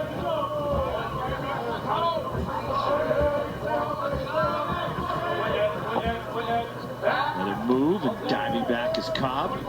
Right in front of Andre Mercurio coaching at first for Stanford. Now, Stanford doesn't do a lot of hit and runs as you take a look at the Ducks bullpen heating up right now, but it's a perfect opportunity. That's Austin Anderson getting loose. A night like tonight shouldn't take long at all. 2-0 on Eddie Park. The Wildcats with their wins here in Scottsdale over ASU and Oregon State. Now 32 wins for Arizona and Chip Hale's team into the semis. Eddie Park takes a strike. a changeup right there and a 2-0 count. There's a lot of confidence in his staff to call that pitch at this time of the game. Pretty good time for Owen Cobb to take off at first right now. Bluff's going.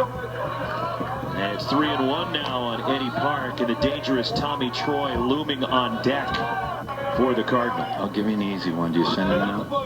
I mean, you've been perfect the whole day. Absolutely. Okay. You have a great contact hitter at the plate, too, with a great eye.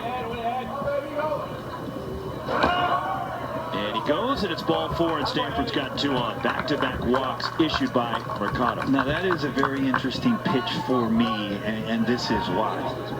It's because of who's on deck. And we're not saying that Eddie Park is not a good hitter, because he's a great hitter. But this is an off-speed pitch on a 3-1 count with Tommy Troy on deck. You're already chasing runs as it is. And the other thing about Park, and trying to get him to chase, he doesn't chase many pitches out of the zone. He doesn't strike out. But this is a problem, is this youngster here. So Tommy Troy, RBI back in the second. He is 0 for 3 tonight. But that said, the Ducks know their pitching set better than me, and maybe they like this matchup better. Mercado. Another spin. And just wondering if he's trying to buy time for Austin Anderson. That bluff to second base. You have been on fire today. Now a mound conference. You know, I watch baseball. You're undefeated I do. today. I don't know if you know this, but I do pay attention to what's going on in the field. Well, we do have our sessions after the game, though. We go through baseball, and they have the chalkboard out. Am I at these sessions? I don't ever remember what you're talking about. Here comes the pitching coach, Jake Angier for Oregon. Arrives at the hill as Anderson's been firing away in the bullpen with his .44 ERA on the year. Now the plate umpire Ramon Armendariz going to break up the meeting. Arrives at the hill, and see Angier signals to the bullpen. Yep, there it is.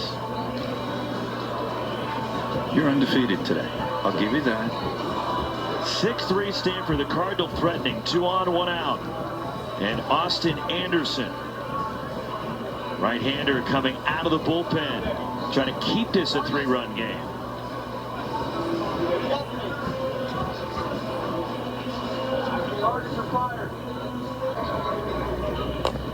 So Mark Wasikowski, and the Ducks make a pitching change. Logan Mercado goes 4 1/3, was really good for Oregon tonight. Gave up 1 hit.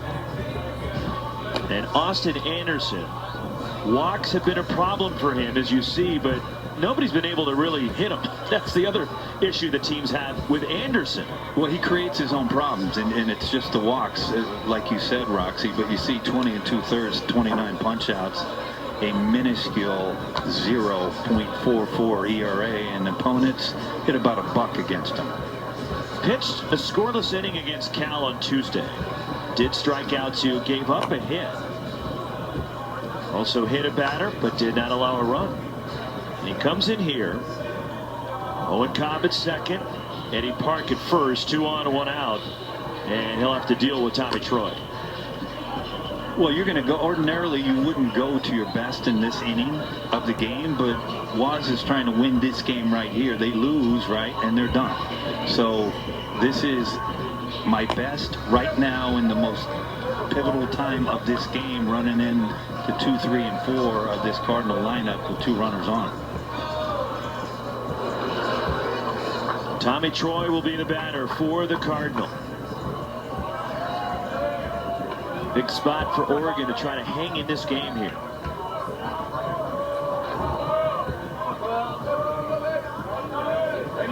Tommy Troy, second in the Pac-12 in hitting. 3rd in hits.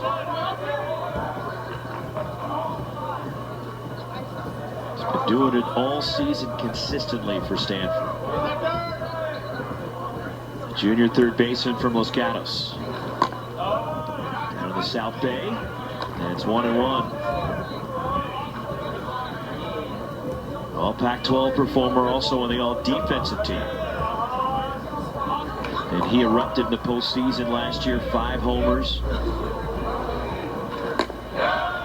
1-2 the count. And Troy, with Eddie Park, led the entire NCAA tournament with 21 hits.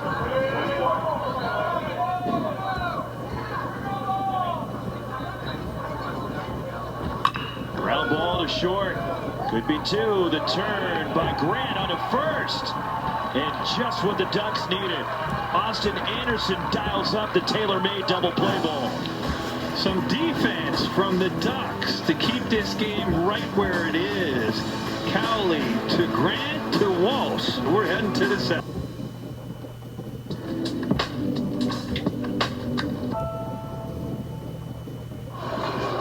Bottom of the order coming up for the Ducks as we reach the 7th inning at Scottsdale Stadium on this Thursday night.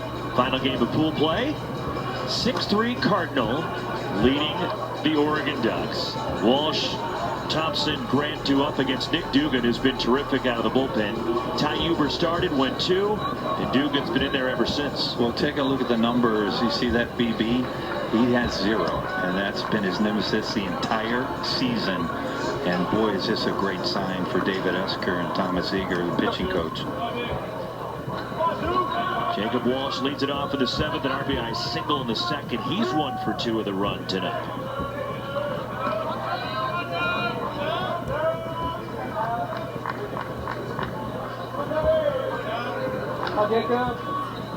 And the first pitch, comebacker, played in front of the mound. Dugan handles it for out number 1. 1 pitch, 1 out in the 7th. Excuse me, Rob. But so now if you're David Esker, you know right now you need to get 8 more outs. And as you mentioned earlier, I mean, Brian Bruno's in the back end, and Drew Dowd is also out there. So, you know, you just wonder what the plan is. And they have a plan, speaking of David Esker and Thomas Eager, how much longer Dugan's going to go based on what they see coming out of his arm for end results. But they still have those 2 joker cards and aces in the pen. Dugan's thrown 53 pitches in his 4 1/3. Bennett Thompson's 2 for 2 with an RBI and a run tonight. The Ducks catcher takes ball 1. So an Oregon program that restarted under George Horton back in 2009, trying to get to the NCAA tournament for the 3rd consecutive year. A couple of years ago, they hosted a regional at PK Park. George Horton, 11 years. Good man at Oregon, then handed it off to Coach Watts, who was an assistant for George at Oregon. Also a longtime aide to Andy Lopez as well at Florida and Arizona. Watts won a national championship as a player with Pepperdine. He did. 2-1 the count on Bennett Thompson. Nick Dugan. 3-1. Why are so many guys from the Pac that from the West Coast that won national championship? I just wonder. Because there's been a lot of championships won out here. Fight like that. Yeah. 3-1. Thompson just trying to reach. Ducks looking for base runners. There's a ball hit back up the middle. Bennett Thompson 3 for 3 tonight. Takes an aggressive turn that throws on the brakes and will stay at first base. So now if you're looking ahead in the Ducks lineup, you have Thompson there, you have the 9-hole hitter Grant, right-handed hitter. Nishida's the leadoff hitter for the Ducks. And for me, it doesn't matter if Nishida's facing left or right. He is the same type of hitter. But then the danger left-handed hitter is Cowley in the 3-hole and then Tanner Smith in the 5-hole. But nobody's moving in that Stanford bullpen right now. 0 for 2 tonight, Gavin Grant. Fouls the first pitch away. As Oregon made the decision back in 1981 to drop 3 sports, including baseball, and became a club sport in '83. And then the program was resurrected 2007, the announcement they would start competing in the 2009 season. Blame it on Pat Casey, huh? Well, I'm sure that had some influence in the Oregon State success right up the road. As Beavs had just won back-to-back national titles. But a beautiful ballpark, PK Park. Called strike is Pat Kilkenny intimately involved in help bring it back to baseball program. And the alumni in the big leagues.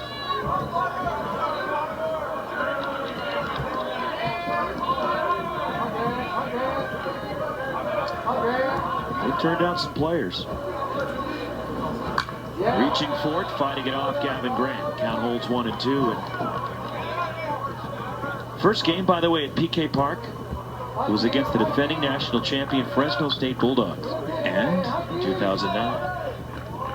And walk-off single won it for a full house at PK Park. The resurrection of the baseball program in 2009. Under George Horton. Rolled to short. Owen Cobb, underhand, through Bowser. Will hang on to it, wasn't hit sharp enough to get two. Now Grant can move a little bit though. But that's all the Cardinals are trying to do right now. When you have a lead like this, what you're trying to do is get out one. That's the only thing you're trying to do. And Owen Cobb gives a good feed over to Bowser, but you're just trying to get outs. And in order to get a double play, obviously you need to get out one. The speed of Grant makes that impossible to turn that. Top of the order, here is Riku Nishida. 1 for 3 with an RBI tonight for the Ducks right fielder. Staying with the wood bat. Worked for him last time, and he takes a strike. And well, they were able to lure George Horton up to Eugene. George Horton left a great spot at Cal State Fuller. But he was given keys to the castle with a brand new program, and he could build it literally from the ground up. And he did. And they had success early. In their second year as a program, they made a regional in 2010. Hosted a super in 2012. Again, trying to get back to the postseason for the third consecutive year. They should be one of the 64 announced on Monday, regardless of what happens tonight and the rest of the weekend here in Scottsdale. Should be, they better be. Which one? They better be. Thank you. Here's Nishida in that crouch again. Right in on top of the plate. The diminutive Riku Nishida. High chop to first. Carter Graham right near the bag. Handles it. Side retired Nick Dugan has given Stanford 5 innings out of the bullpen. 6-3 Cardinal. Part of the order coming up. The final game of pool play. Oregon Ducks, Stanford Cardinal. A soaring, majestic, high fly ball into the Oregon bullpen. RBI double for Malcolm Moore. 4-0 Stanford. That's lined sharply by Thompson. All the way to the wall, and the Ducks have cut the Stanford lead in half. You mean biased Blizzards, but we had our Blizzards. In the air, and racing in is Tanner Smith, and he dives, and he caught it. Final game of pool play. 6-3 Cardinal. And it's a 6-3 lead for Stanford as we reach the bottom of the 7th with Wes Clements and our Pac-12 Network crew. Roxy Bernstein with you. Outstanding relief work on both sides. Nick Dugan for Stanford. Logan Mercado for the Ducks.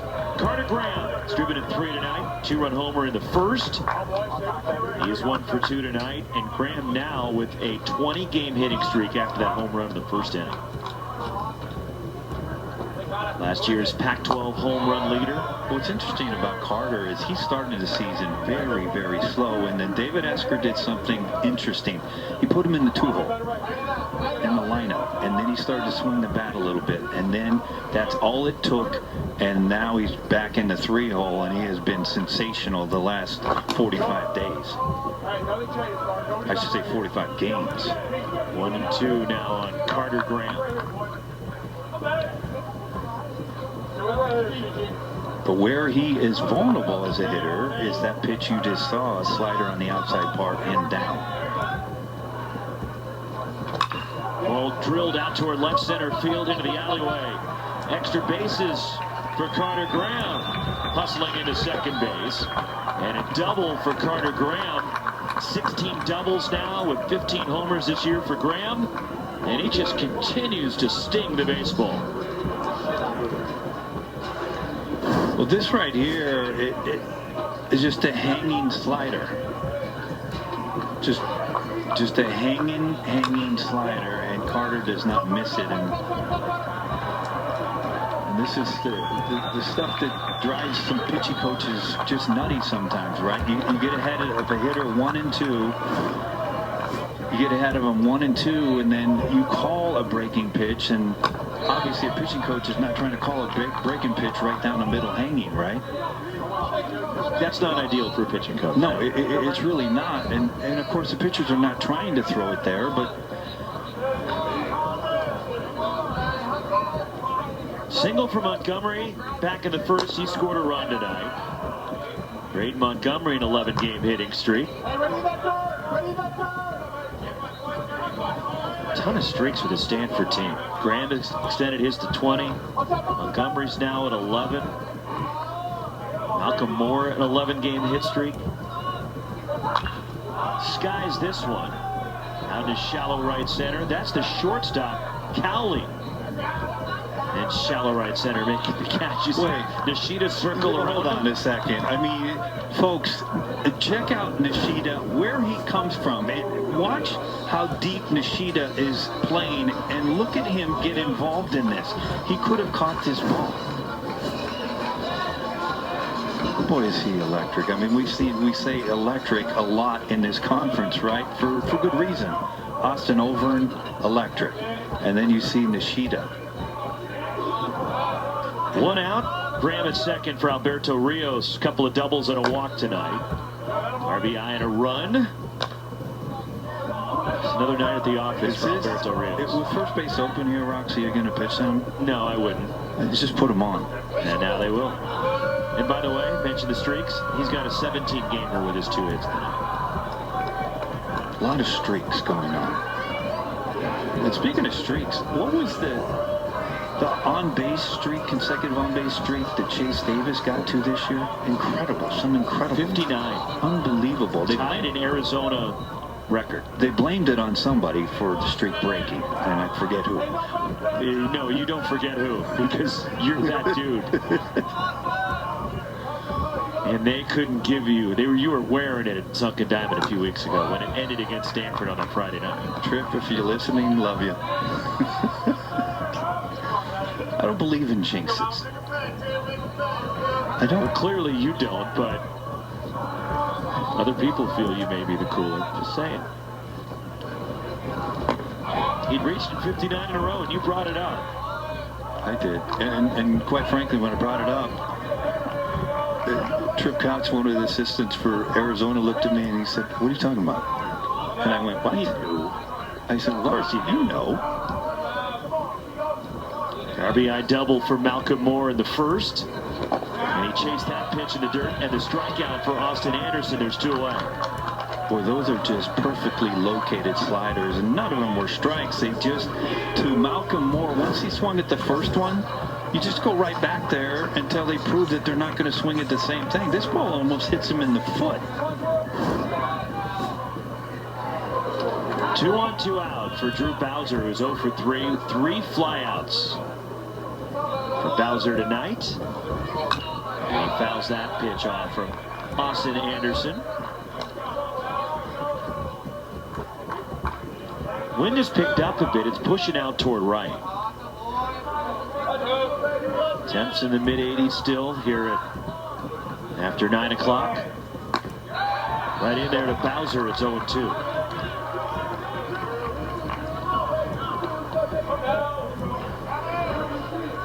It's really kind of nice. It really is. Pleasant. 2-strike pitch. Bowser takes off the outside. What a luxury to have somebody like Bowser hitting into 7-0, isn't it? Embarrassment of riches. 6'4" athletic second baseman with power. And the runners go in a double steal as Anderson ignored Rios and Graham, and they pull off the double steal. Graham to third, his 7th steal of the year, and Rios number 5. Well, you take a look at it. Look where the up the middle was playing for the Ducks. Callie's on the grass, and Grant literally is kind of on the grass. So why not take advantage of it? And they did. Bowser off the mask of the catcher, Bennett Thompson.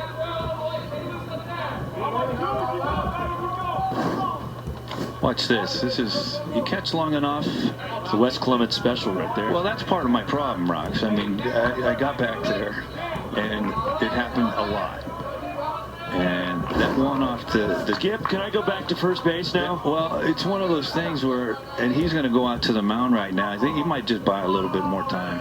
But sometimes when you get that fastball off the mask, you know, they say you see stars, but you do get a little. You get it. It's not stars, and quite frankly, I don't even remember, but I can't remember my name half the time. But you remember cities? Yeah, Alabama, Texas, and New York.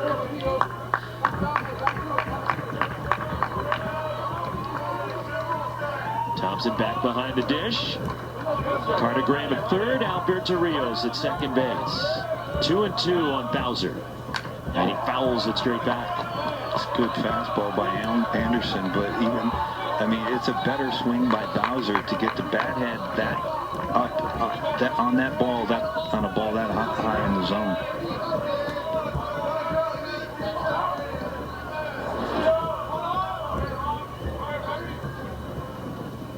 Bowser on the ground at second base. Kevin Grant throws out Bowser. Stanford strands 2 in scoring position. Anderson wiggles out of it. 6-3 to the 8th. Take a look at a great moment presented by Graduate Hotels, and it's the performance of Nick Dugan out of the bullpen. Sensational tonight, and this is exactly what Thomas Eager, the pitching coach, and David Esker, the head coach, wanted from Nick. And this is as good as he has been, Roxy, for me in over a month. I mean, he has been absolutely tremendous tonight for the Cardinal. And no walks in 5 innings. And that is the key. Some bullpen activity beginning for Stanford. I bet you one of them's left-handed. I'm just guessing. No, it's a right-hand. So Colby Shea, Drew Cowley, Sabine Ceballos, 2, 3, and 4 for Oregon in the 8th.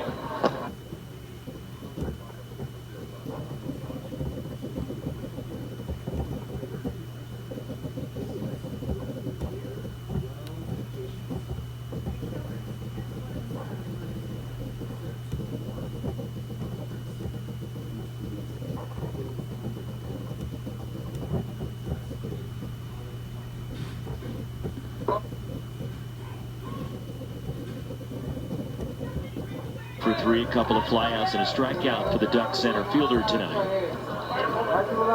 Shade looked like he was trying to hit that ball 100 miles.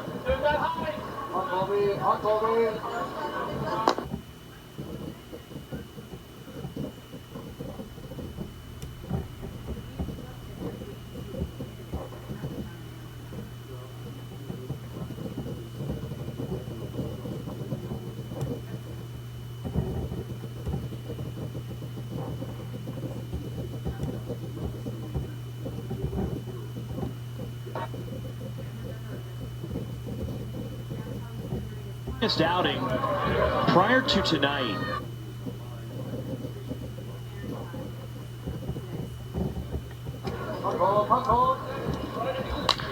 Line to center, and on a hop, 2 bounces out to Eddie Park. Leadoff base runner for Oregon in the 8th. It's a real good job by Shade, but I'll say this, as we talked about Dugan, how good he has been, he just got Shade to swing at 2 breaking pitches in the dirt, right? This one, not in the dirt. It's at the bottom of the zone, and a lot would say that's a good pitch. But when you see a hitter is offering at pitches that bounce in the dirt, that's the repeat thing, right? You just keep repeating until the hitter shows you that he's not going to swing at it. Drew Cowley in there to center, roaming back with room.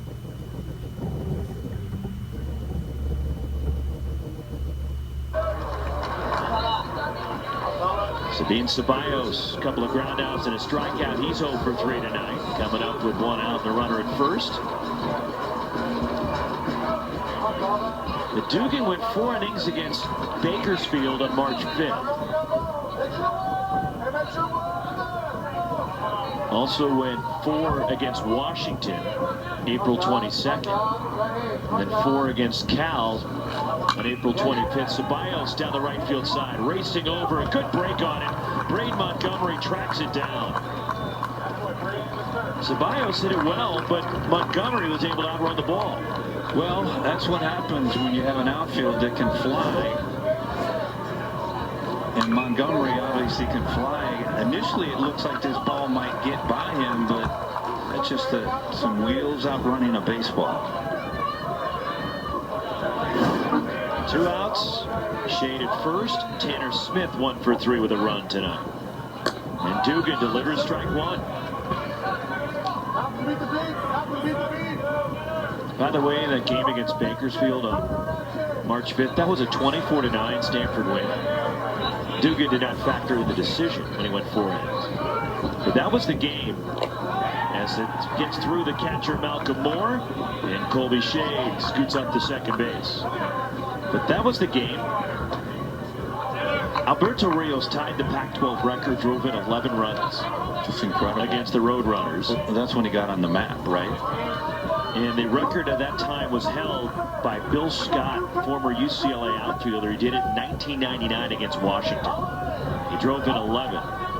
Rios drove in 11 against Bakersfield that day. A couple of weeks ago against Arizona, he drove in 9 with 3 homers.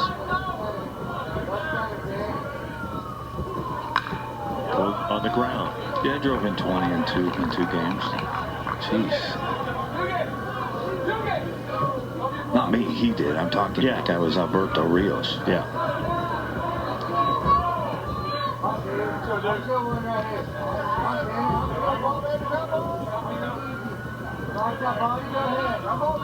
Dugan has gone 5 2/3. He's given up a run on 5 hits.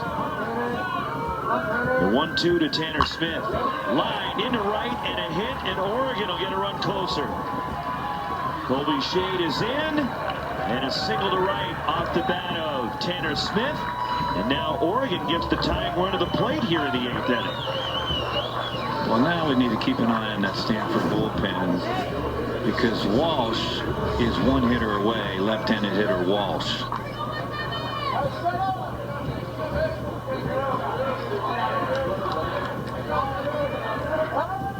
6-4 Stanford.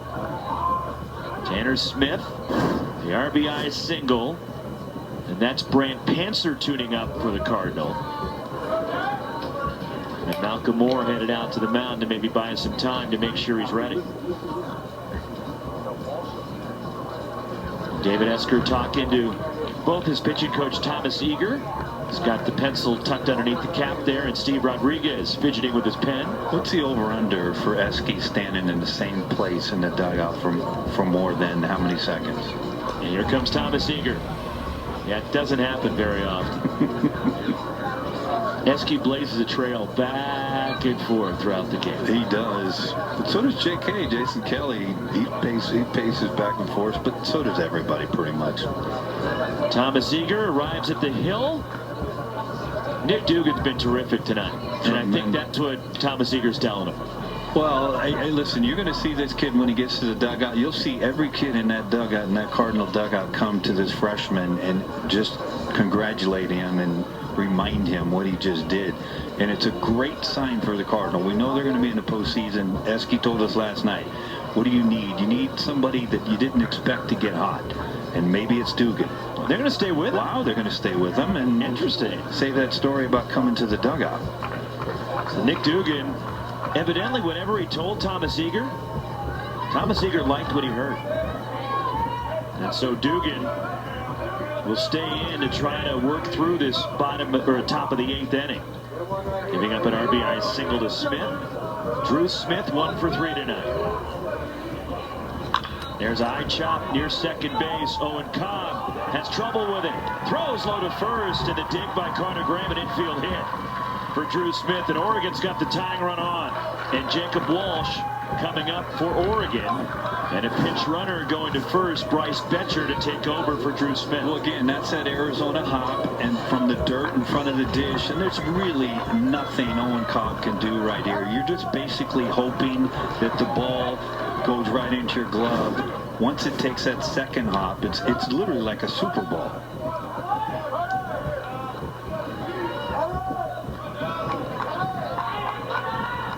So Bryce Betcher running at first.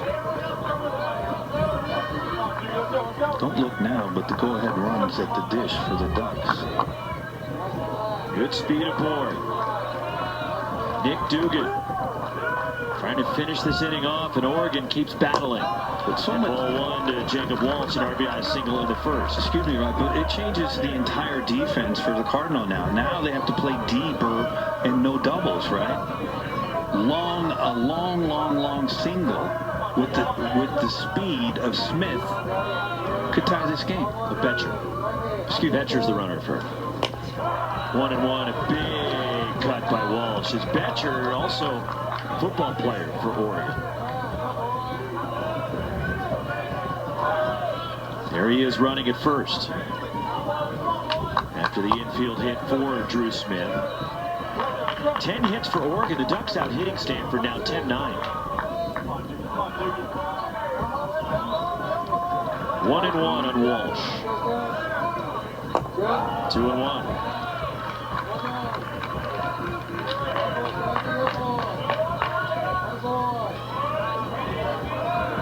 I'd be willing to put my perfect record out there. This will be the last batter that Nick Dugan faces, regardless of what happens. Let's see, you're on your own here. I didn't ask you. Fouled off by Walsh. Watch this ball up in the zone here. And this is a sign, and I don't think this was designed to be up in the zone right there, but there's still some giddy up on that fastball from Dugan.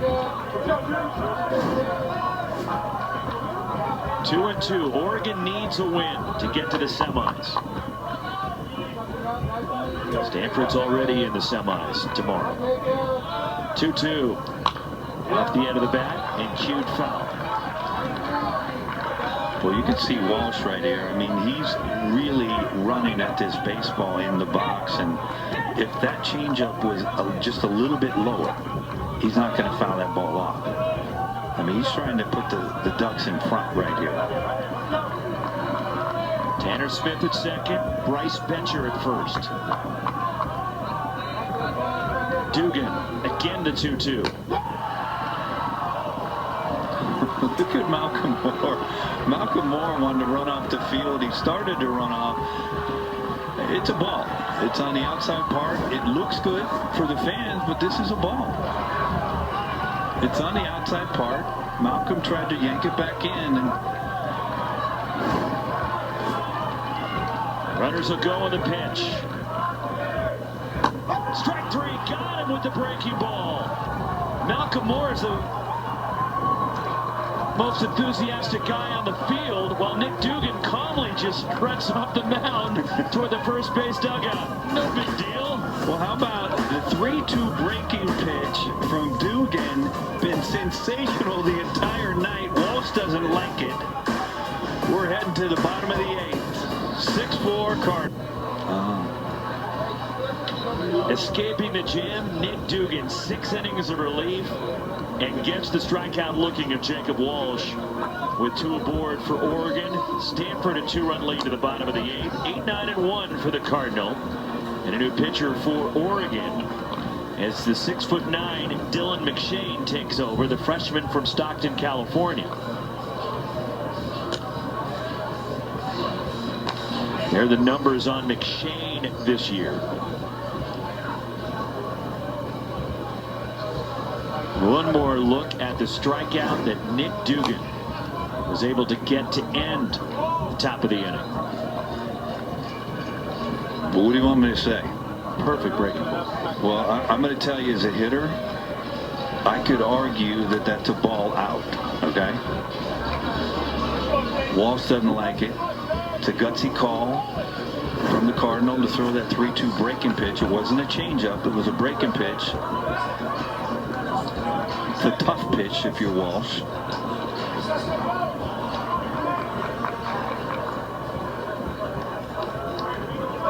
Inning in 2/3 from Austin Anderson did not allow a run.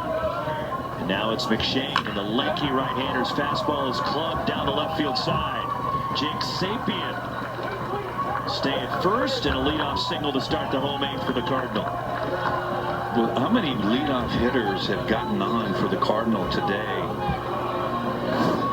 It just seems like it's non-stop. And you can bet that the Ducks are expecting a bunt right here from Owen Cobb, and David Esker trying to get another point on the board here. Extend this lead to 3. Owen Cobb 1 for 2 tonight, scored a run.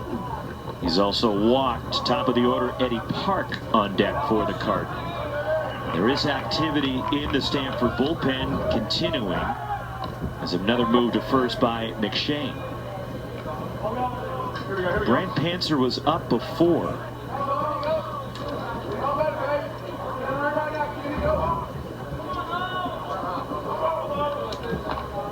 So activity in the Oregon pen. That is their closer, Josh Molares. As Cobb gets the bunt down, McShane fields, stumbles a bit, then underhands it for the out. Sacrifice advances Sapien.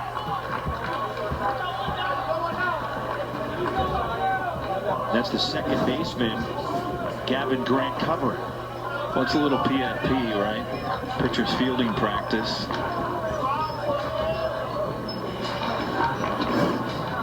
And it appears it's Brant Panzer still loosening up, which would indicate that David Esker is going to stay away from Ryan Bruno after he threw 30-plus pitches last night. And Drew Dowd is not up either, as Jake Angier heading out to the bullpen. Oregon's going to make a pitching change here.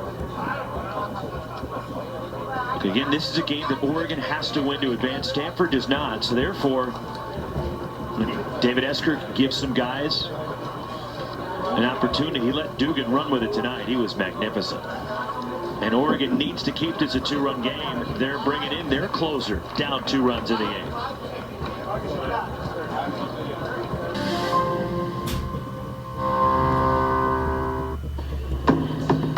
Again, our semifinals scenarios presented by Deschutes Brewery. If Stanford wins this game, your semifinals tomorrow will look like Arizona-Washington, the early game at 2:30. Stanford will play USC at 7.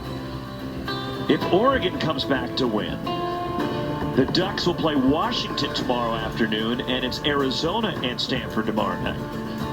So some anxious moments for the USC Trojans right now at their hotel. You are correct, and everybody's watching it. Mark Wasikowski's Ducks.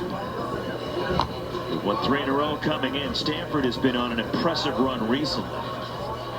After Stanford's win last night, in their first game here in the desert, is Josh Molares. The closer is in, trying to keep this a 2-run game. Stanford has won 11 of their last 12. 14 of their last 16 games into this one tonight. Yeah, they've been tremendous. But Waz is trying to figure out what he wants to do right here. He's got first base open and Eddie Park coming up, and Tommy Troy right and Carter Graham right coming up. And he's trying to figure out, does he want to try to set up a double play? Very hard to double up Tommy Troy, though. But does he like the matchup with Molares against Troy and Graham versus Eddie Park? And the count might dictate. Boy, that a good changeup, huh? 0-1 on Park, who is 2 for 3 tonight. Scored 2 runs, single, a double, and a walk.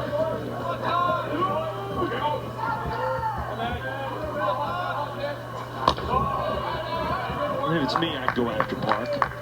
Well, just because of how dangerous Tommy Troy and Carter Graham are. Not that Eddie Park is not a dangerous hitter, but you're talking about a first-round draft pick and maybe the high end of the first round in Tommy Troy. You are, but with that said, if you're going to go if you don't want to face Troy because he's going to be a high draft pick, the other thing that comes into play is, can you double him up? And if I'm putting somebody on, I want to end the inning. And it's very difficult to double up Tommy Troy. Plus, Tommy Troy is hitting around 400. Stanford's not gotten the hits with runners in scoring position tonight. Just the only one coming in the first was Malcolm Moore. And a strike to Eddie Park, who was cheating up the line. No, man, that ball's right down the middle. Look, that right there, to me, is just a pre-take. He decided he wasn't going to swing.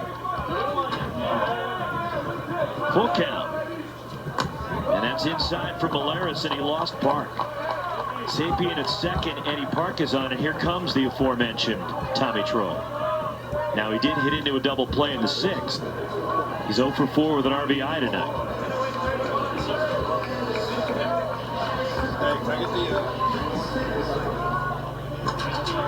Owen Cobb at second after the leadoff hit. Bunted over by Jake Sapien at second after the leadoff hit. Bunted over by Cobb, and then Eddie Park just walked. I'm always looking. Gets away from Bennett Thompson. The runners advance.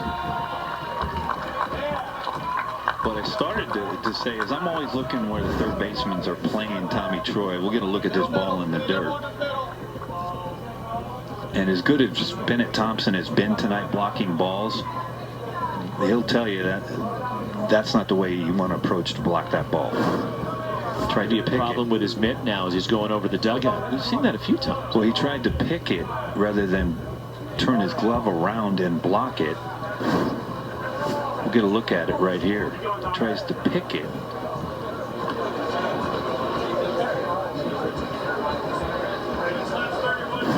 Stanford, all 6 runs tonight for the Cardinal coming in the first 2 innings.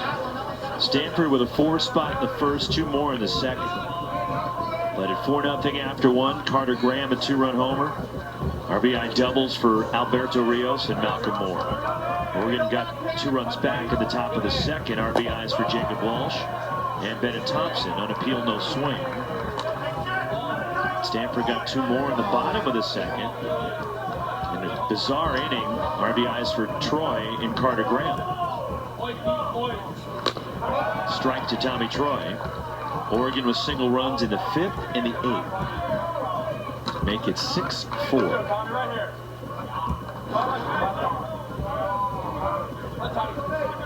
Josh Molares. 2-1. In there, it's 2-2 on Tommy Troy. Is Molares. Tommy does senior transfer from San Francisco. He doesn't like those 2 strike calls right there. I mean, Tommy is a ultra aggressive hitter. And he went and expanded the zone and chased his slider, and he's down on strikes. That is a wicked slider.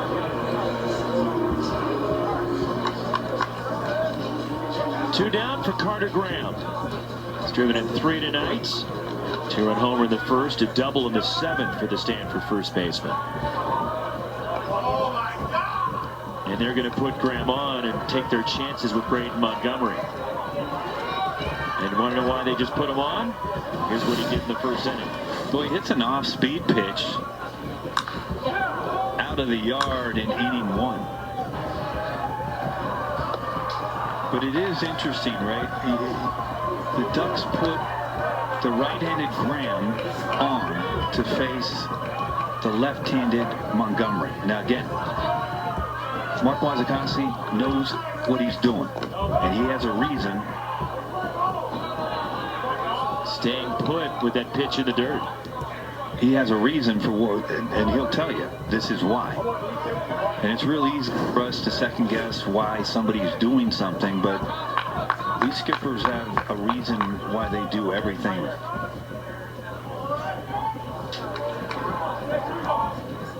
One and 0 and Braden Montgomery, a single in the first. He is 1 for 4 tonight.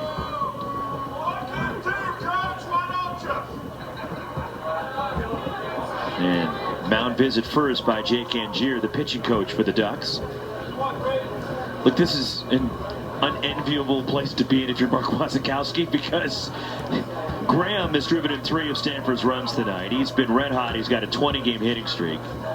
You take your chances with him, or do you want this guy, the cleanup batter, who's potentially a top 5 draft pick next year? Well, we don't know. I don't. I'll just say that. I don't know if there's been any at-bats that Montgomery has faced Molares this year. And that might have something to do with it. Because we just saw what Molares did to Tommy Troy. 2 solid fastballs in the outside part and that wicked, nasty slider down and away. And which is exactly where Carter Graham is susceptible to getting beat. 1-0 on Montgomery. Josh Molares. Slider for a strike as Oregon has put the shift on. There is a huge hole between where the third baseman, Sabine Ceballos, is lined up, and the shortstop, Drew Cowley, has swung around to the other side, second. Well, now something to keep an eye on. With Cobb over at third base right now, you see where Ceballos is right now. If any ball gets in the dirt, any ball gets in the dirt right here in front of Thompson, Cobb has a chance to score. Sapien, or excuse me, Sapien. 2-2 on Braden Montgomery. Josh Molares. Did he go? Yes, he did on appeal. Third base umpire Jake Uhlenhoff says that Braden Montgomery went around and Molares. Oregon fans trying for a little rally magic here in the 9th inning. Trying to stay in this Pac-12 tournament. They need to win to get to the semis. Stanford has already locked up their spots. Tomorrow night, Brant Panther on to try to save it. After 6 innings, a career best for Nick Dugan. Struck out 4, no walks, gave up 2 runs on 7 hits. And Panther has 5 saves this year. He's 2-0 with a 4.82 ERA. And Brant Panther, who made his first start of the year on the final weekend against Washington State, but has been a solid member of the bullpen for David Esker the last few years. Is that a rally count? That is a rally count. Panther worked 2/3 of an inning last night with a strikeout in relief of Matt Scott and got the win for Stanford in their first game here at Scottsdale. Every once in a while, Panther can rush it up to around 94, 95. He's going to have to start with Thompson. 8-9-1 is where the Ducks are right now. And the Ducks, again, all they're trying to do for Mark Wazakowski's club is get the tying run to the dish. That's all they're trying to do right now. They're an aggressive club, Roxy. We talked about them. Least amount of walks in the conference. It's really not conducive, right, to getting on base. But in this scenario, all they're trying to do is get the tying run to the dish. 3 for 3 tonight, Bennett Thompson. RBI and a run, double and a pair of singles. Brant Panther, the junior from Sewanee, Georgia, issues ball 1.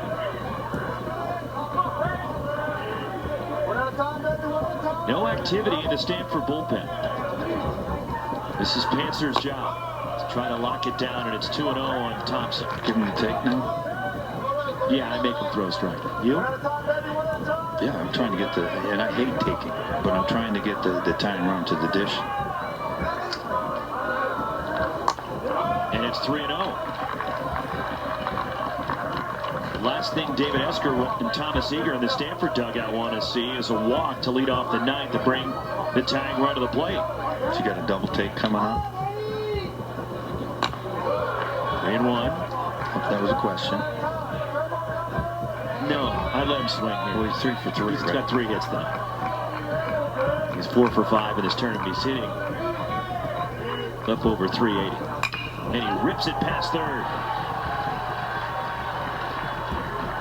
Bennett Thompson, a 4 for 4 night and a double to lead off the 9th for Oregon. That is so huge for him to get the double, right, and not just the single, because it takes away the double play. And now you're guaranteed, unless you have some bad base running from the Ducks, to get the tying run to the dish at minimum 3 times. He will run for Bennett Thompson at second base. Tyler Guinness, the runner at second.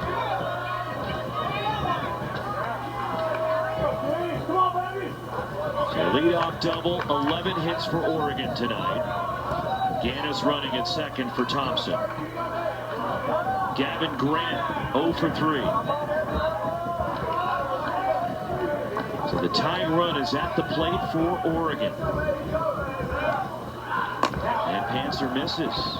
And again, I don't want to harp on this, but Stanford forced to play no doubles, right? And you see Tommy Troy at third base. He's playing on the line, so it opened up a big 5-6 hole. Activity starting in the Stanford pen. Another right-hander getting loose. 1-1. Good pitch by Panzer there. That is Torrent O'Haron beginning to throw.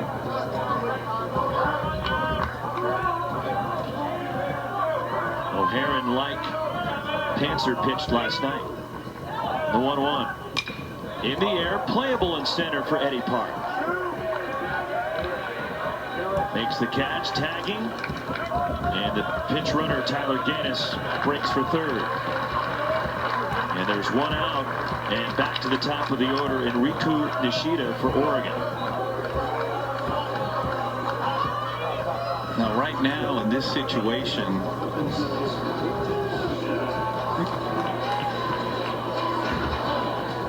in the offensive conference for Mark Wasikowski right now. right, and again, if you're the Cardinal, the runner at third, Guinness, means nothing at all. It means nothing. And all they're trying to do, if you're playing defense in the outfield, is to keep Nishida off second base. That's all you're trying to do right now. And that's the only concern. But again, we'll see how deep they play him. I mean, Mark Wasikowski said, hey, he's got some power. He can leave the yard. But all you're trying to do, if you're the outfield for the Cardinal, did he go back to the aluminum bat? No. He's got the wood. Are you sure? 1 for 4 with an RBI tonight for Nishida.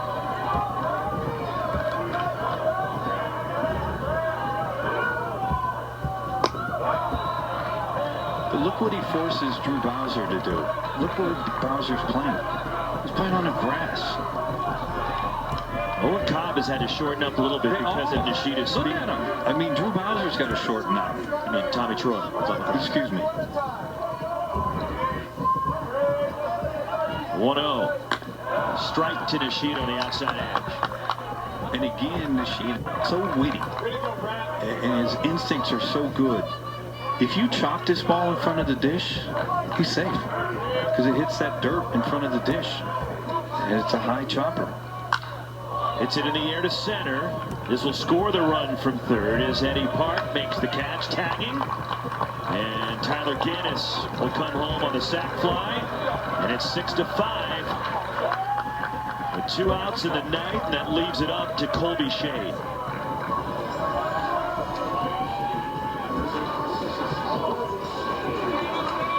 Nishida's driven in 2 tonight. Watch Nishida's reaction here. He's frustrated with himself. Yes, he got the run in, but that's not what he was trying to do. He wasn't trying to hit a fly ball. He was trying to hit the ball on the ground somewhere. Colby Shade 1 for 4 with a run. That one kicks away from Malcolm Moore. Ball 1 to the Oregon center fielder.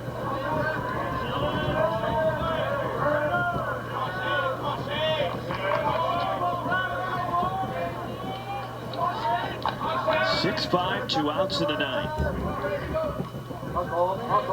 1-0 from Panzer. Missed a little bit wide. 2-0 the count. Ty Uber started for Stanford, went 2. 6 for Nick Dugan out of the bullpen. If you're the Cardinal, you don't want the lefty on deck, Cali, to come up as a go-ahead run. Right down to shoot for a strike from Panzer. It's a good situation for shade, right? Because if you're thinking along with the game, you know who's on deck. They don't want to face Cowley in this situation as a go-ahead run. Shift on for Stanford on the infield. That ball pushed to right, slicing. Braden Montgomery racing, he can't get it. Up against the fence. Colby Shea digging around second, racing for third. Drew Bowser throws it away. And it's out of play, and Oregon has tied the game. Unbelievable.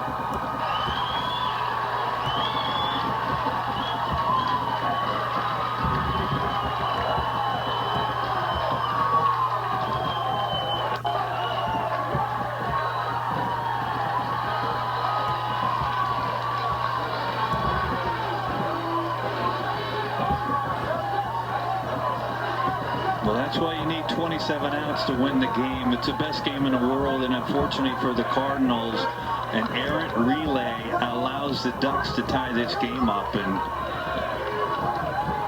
the Riley cap worked. A triple and an error.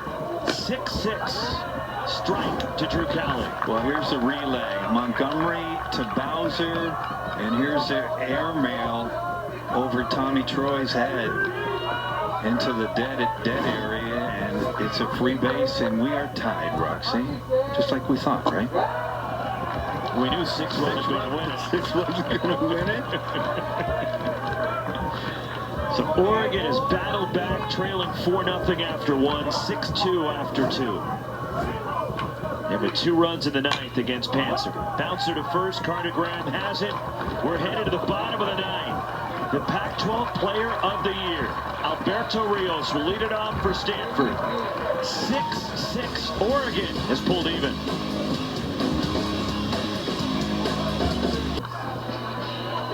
So we're going to the bottom of the 9th. Oregon down to their last out.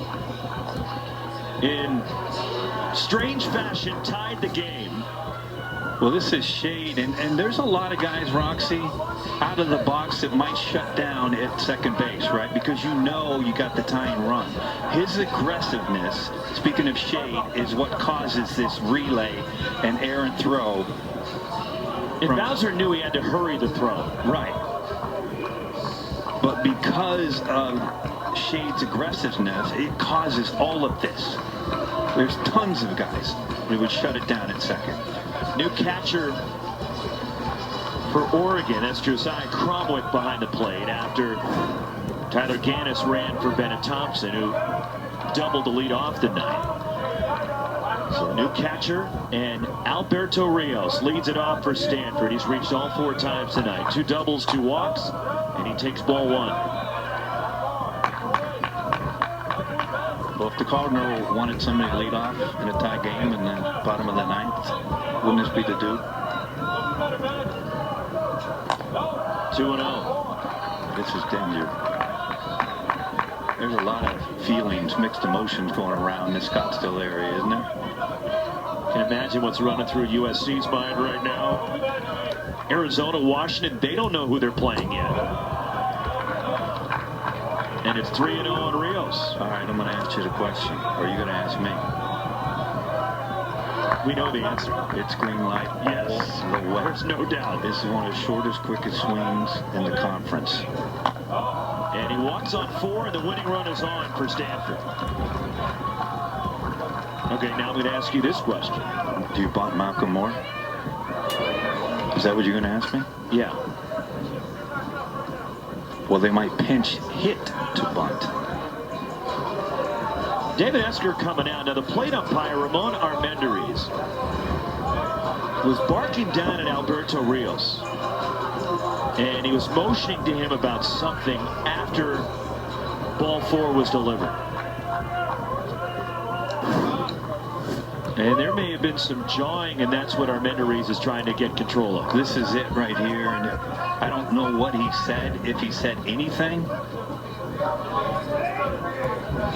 You see it right here. Does he look out? He doesn't. Well, he does a little bit. I don't know what. He said something. It's clear. Well, if he said something, then not a good thing to do. But here's the thing with Malcolm Moore, right? Rusty, you could bunt him, but with Rios at first, it forces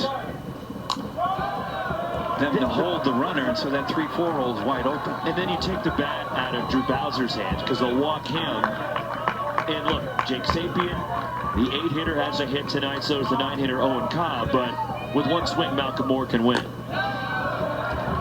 And he has an RBI double tonight, 1 for 4.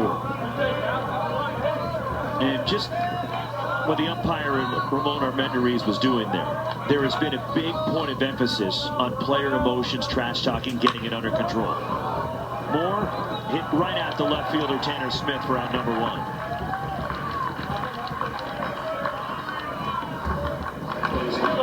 Now Bowser, the hitter, 0 for 4 tonight. Rios at first. Rios, if you're wondering, has 4 bags stolen this year, and Stanford very aggressive on the bases. You got a new catcher behind the dish. Bowser got under it. Fly ball. This will stay in the ballpark. Tanner Smith waiting for it to come down.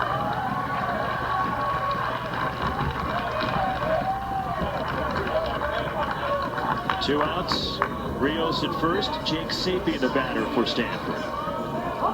If we go to a 10th, middle third of the Oregon order due to bat. Sabine Ceballos, Tanner Smith, and Bryce Betcher, who is in the DH spot.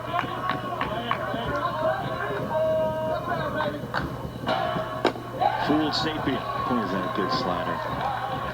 I mean, Malaris obviously has been very successful this year, but that slider is not, it's a hard biting slider.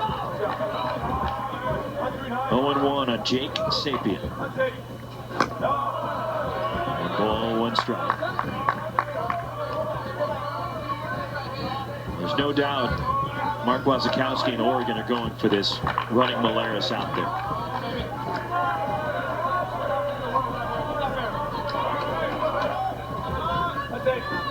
Sapien to left center. That's a hit. Rios will stop at second base as Tanner Smith quickly gets to it, and the winning run in scoring position for Owen Cobb with 2 outs in the last of the 9. 2 at 9 for Sapien. It's a good job by Sapien. It's a slider, and Sapien hits it off the end of the bat and just feathered her right into left center and sets up Rios with the scoring, the winning run at second base here. But I mean, it's a good adjustment inside in that back, right? That you saw how he looked on the first slider, and then he said, hold on, let me make an adjustment, and he did make that adjustment. Now your outfield needs to shorten up for me. You got to have an opportunity to throw out Rios.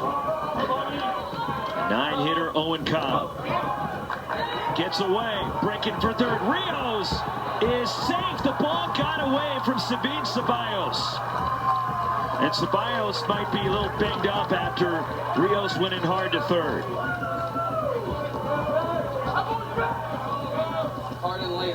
Oregon had him, and the ball got jarred from Ceballos. They did. Real good throw. Dropped the tag, and it literally is the spikes of Rios that knocked the ball out of Ceballos' glove. Good job. The left hand of Ceballos, the athletic trainer for Oregon, is looking at. Ball, tag.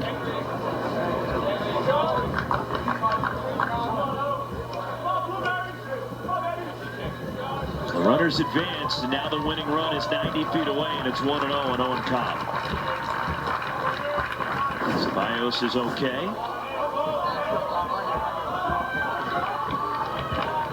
Now a lot of pressure on the catcher, Josiah Cromwick, who entered the game here in the 9th inning. 1-0 on Cobb. Fastball in there for Malaris for a strike.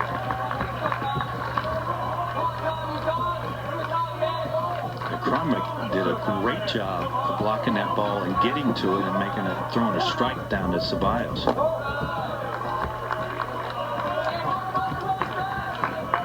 6-6 bottom of the 9th. Oregon with 2 runs in the top to tie it. Leadoff walk. Rios at third, the winning run. Cobb on the ground to second. Scooped up. Gavin Grant throws out Cobb. We're headed extras. We're going to the 10th. 6-6. Middle third of the order coming up for the Ducks.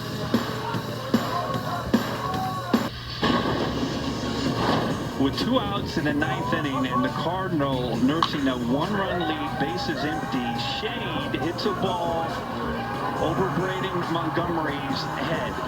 The relay throw into Drew Bowser ends up errant, and Shade ends up scoring to tie this game, and that's where we're at right now. And you see the Duck fans, Shade's excited, the whole dugout.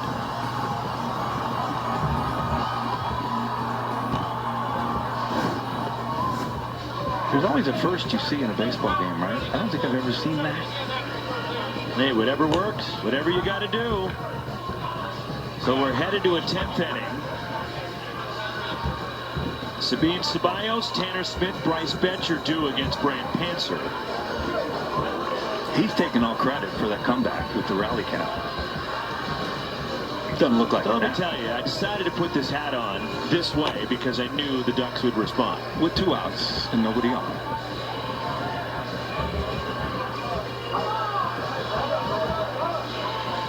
Seems to be a problem with the IFB units. For Malcolm Moore, the catcher, so we get this call from the Stanford dugout about the pitch selection.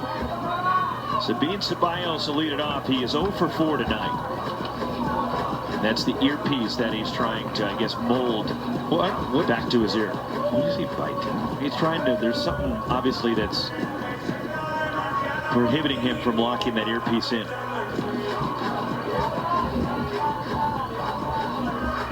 So communication timeout? Communication breakdown. You like that, just say you did.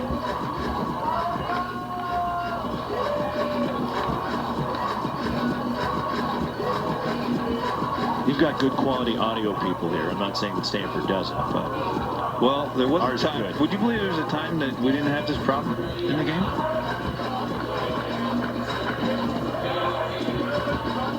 And it appears the mechanism is working. No? Can Malcolm hear the dugout? Looks like he can. Is that an Apple Watch that he's talking to when he gives the voice? No, that he doesn't give the signal that way. How does he do it, Roxy? There's a little walkie-talkie. Ball 1 to Sabine Ceballos. Brant Panzer continues on the mound. Shift on for Stanford defensively in the infield to play him to pull. And it's 2-0 on Ceballos. It's amazing what the result of one game, how much can change, right? Everything hinges on this game. I mean, all of Scottsdale is watching this, along with across the country, or last game being played, but... All one right here. All one right here.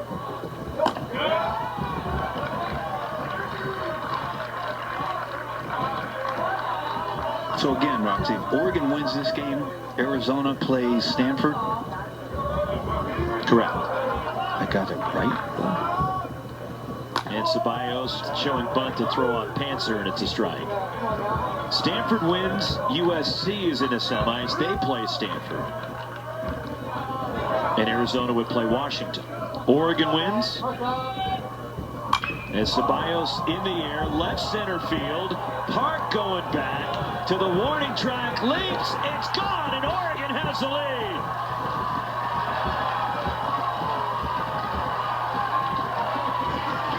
Sabine Ceballos, 7-6 Ducks.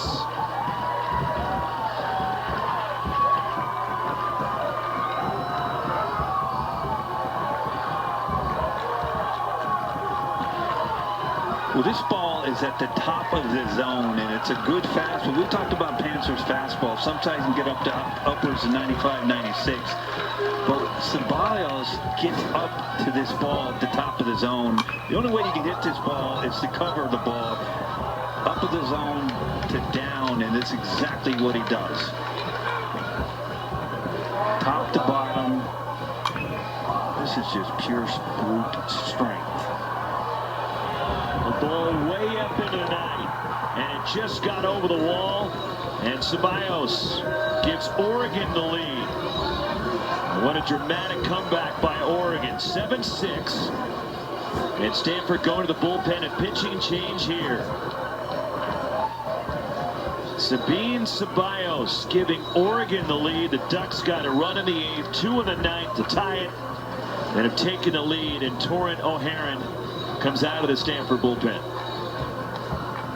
So the first extra inning game this season for Oregon, and the Ducks get a huge hit. One more look at the homer from Ceballos that gave Oregon the lead. Top to bottom, he had the top of the zone covered.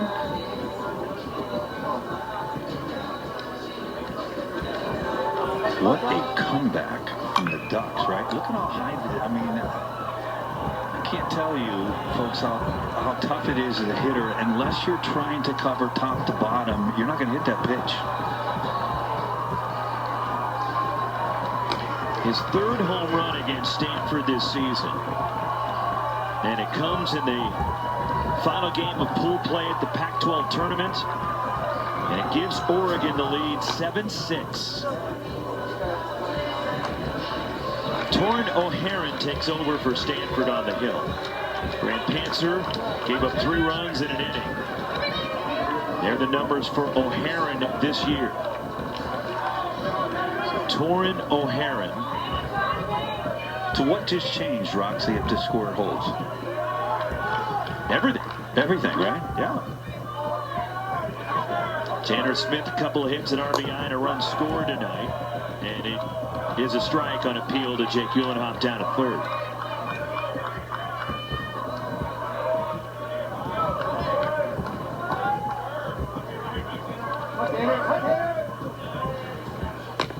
And it's 0-2 on Tanner Smith. There is no activity in the bullpen for Oregon, which would lead you to believe that Josh Maleros will be run out there one more time. He's already pitched an inning and 2/3 tonight. The closer for Oregon. It's Tanner Smith, a foul. In the Stanford bullpen, that's Max Meyer.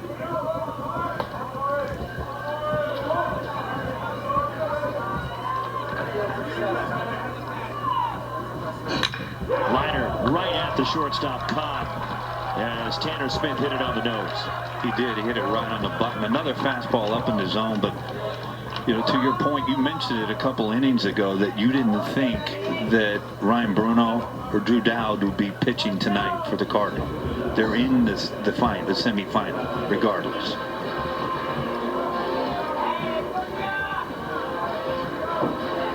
One out. And this will be a pinch hitter for Oregon. And it's Owen Diodati hitting. The junior from Niagara Falls, Ontario, a transfer from Alabama. Diodati fouls it back. 54 at-bats for Owen Diodati with a home run this year.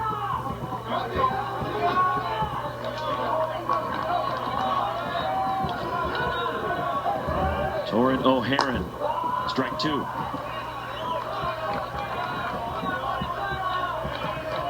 No balls, 2 strikes, and Diodati.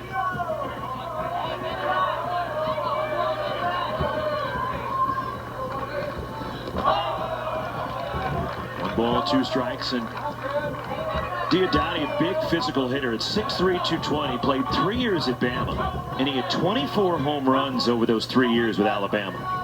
Former freshman All-American.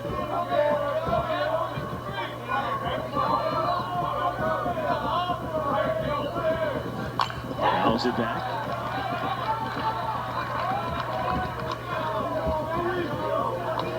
How about that? Is that a rally glove, Roxy? Gloves, plural. Are there multiple? Yeah. Some talent just to balance those. 1-2 pitch fouled away. Diodati was drafted by the Blue Jays out of high school, the 29th round.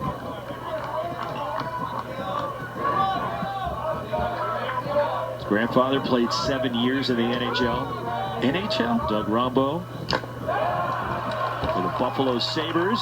As Diodati down on strikes, 2 away. And Jacob Walsh will be the batter for Oregon here. Walsh tonight, 1 for 4 with an RBI and a run. Now there is activity in the Ducks pen. And that is Matt Dallas, who's just gotten up. Stanford will have the top of the order due in the bottom of the 10th.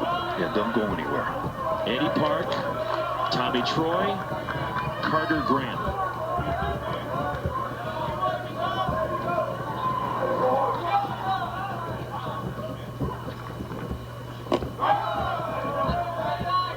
One and one.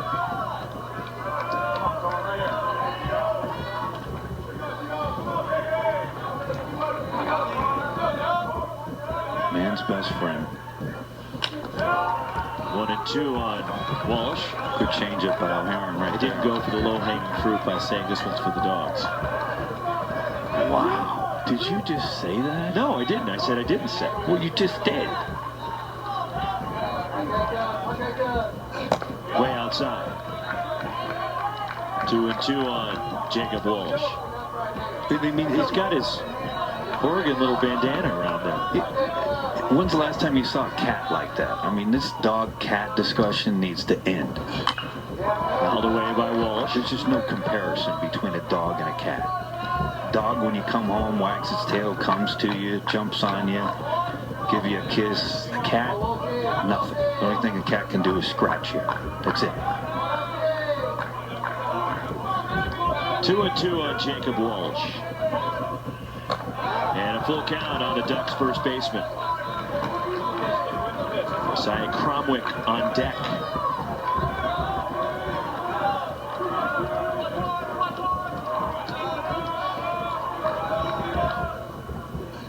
And Walsh draws a walk. First at bat now for Cromwick tonight. As Josiah Cromwick, the junior from Las Vegas. 248 this year, 7 home runs for Cromwick. He has started 31 games for the Ducks this year. He entered in the bottom of the 9th behind the plate. Took over after Bennett Thompson doubled to start the top of the 9th and was run for. And O'Haron just misses off the outside.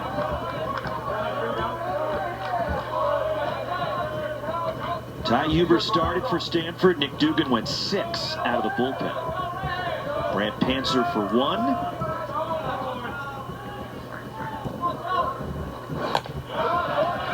And it's 2-0 on Cromwick. Gavin Grant would be next for Oregon. Second baseman, the 9-hitter in the order. Meyer, who was throwing, stopped, and now is throwing again in the Stanford pen. 2-0 the count on Cromwick. O'Haron misses outside. It's 3-0. 13 hits for Oregon, 11 for Stanford. Sabine Ceballos homer to lead off the 10th, giving Oregon the lead.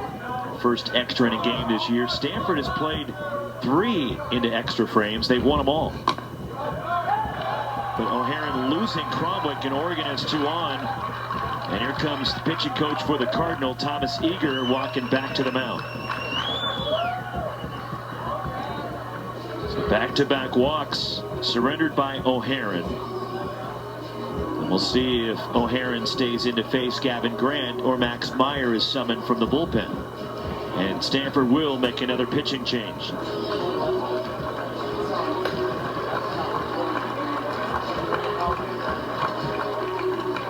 So O'Haron goes 2/3 of an inning with a strikeout, walks 2. And it's now Max Meyer coming in for the Cardinal. A senior from Belmont, Massachusetts. Here comes Meyer. So a pitching change, and Stanford trying to keep this a 1-run game now.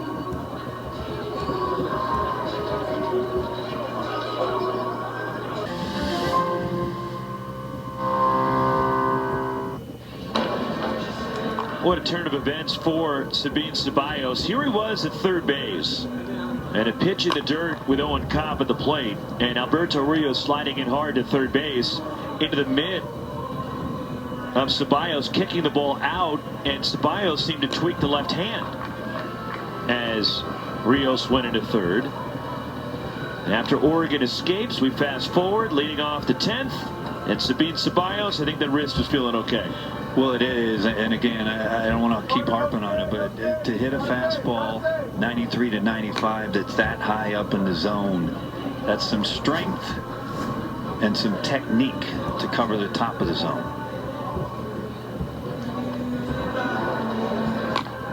So Sabine Ceballos homer right now is the difference. His 14th of the year. 7-6 Oregon. The Ducks have Jacob Walsh at second. Josiah Cromwick at first, and Max Meyer out of the bullpen for Stanford.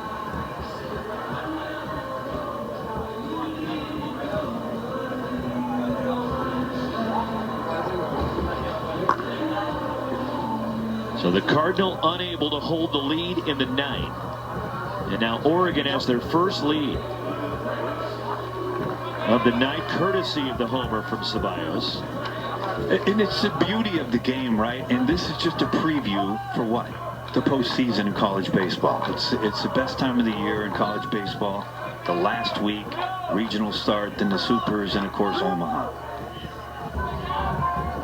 Gavin Grant 0 for 4 tonight. Max Meyer slings it up there, and it's fouled away.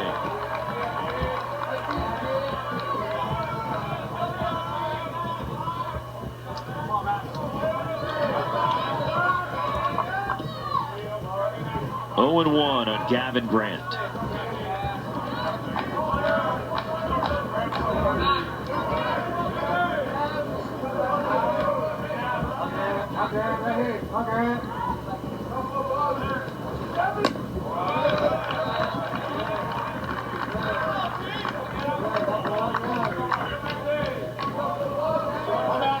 One and 1 the count. Stanford with their win last night already through into the semis. And David Esker holding back Ryan Bruno and Drew Dowd as plus relievers tonight, trying to get it done with some other guys who've had some success. It didn't work out. But you can understand why that he held out the two left-handers, Dowd and Bruno, of this game. They both pitched last night. They both pitched last night. He's in the semifinals. He wants to get to the final.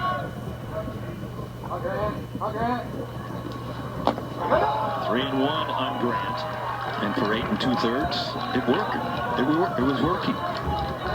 Drew Dowd pitched 2 innings last night. Ryan Bruno went an inning and a third.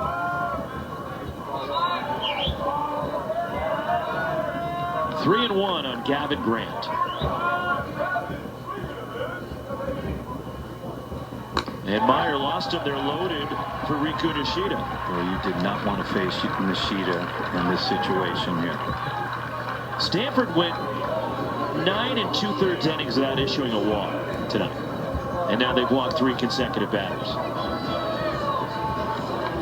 I mean, we keep talking about this electric Nishida and what he forces defenses to do. You have to shorten up. Now, again, you have a force play in the infield. But he could do anything right now. He could pull a bunt with him. He could push a bunt. There's an issue with the glove of Malcolm Moore, who went to get it worked on at the Stanford dugout. Or maybe it's still the electronics. Could be. We lost him. Well, he's the man's gone best friend. siesta. He shut it down right there. The beauty of dogs, that's the other thing, right? You know, versus humans, when we're out, we're out. A dog, all you got to say is, hey, he's up, wide awake. Want a treat? Yeah, that's it. Treat. That's it. Nishida's driven in 2 tonight. They're loaded with 2 outs. And Meyer gets strike 1. We got the wood bat again for Nishida.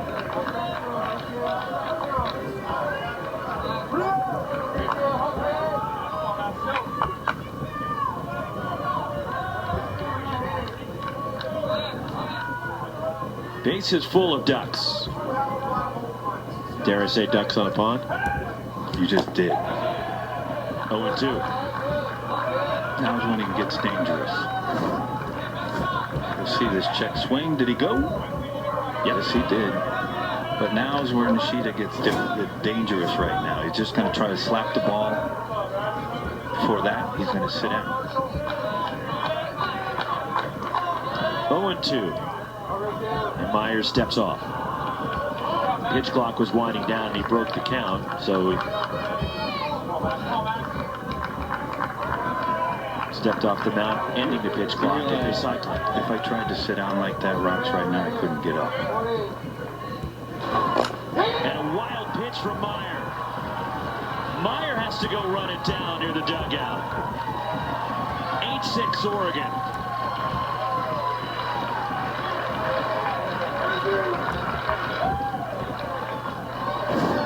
Well, this is a spiked fastball, but again, Malcolm Moore is trying to pick this thing instead of just get to his knees and turn his glove over.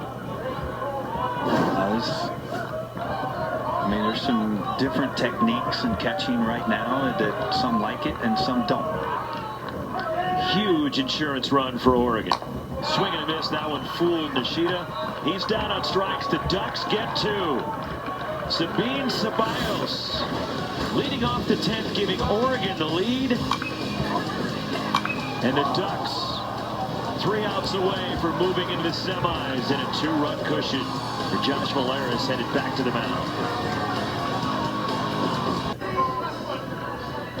Sabine Ceballos home run gave Oregon a lead, and then they would add another courtesy of some wildness from the Stanford bullpen.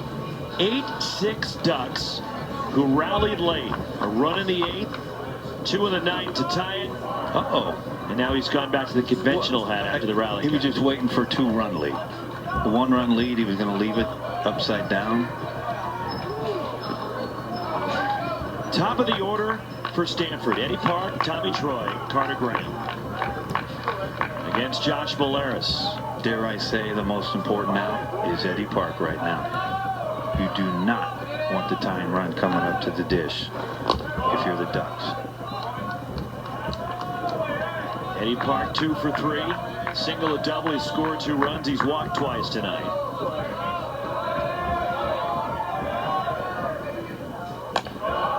And it's 2-0 on Park.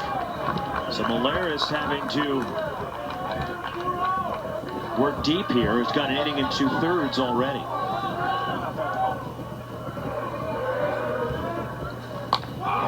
Top of the zone, called strike. This is where I kind of liked, with the 2-run lead, to bring in my outfield to take the dunker away. I didn't care about the double, but I cared about the dunker to get the tying run to the dish. Grounded foul by Park. So 35 pitches from Valeris. The most he has pitched in an outing this year is 45. Got the stack going. Park out toward left center, and that's a hit. A 3-9 for Eddie Park. And that will get Tommy Troy to the plate as the tying run for Stanford. Well, you need Stanford was going to go down easy. I mean, this is a Pac-12. I mean, we see this weekend and weekend and nonstop, and Eddie Park does his job, just dunks it into left field, and just like that, Tommy Troy ends up being the tying run at the dish. Tommy Troy tonight is 0 for 5 with an RBI. Strike 1 to Tommy Troy.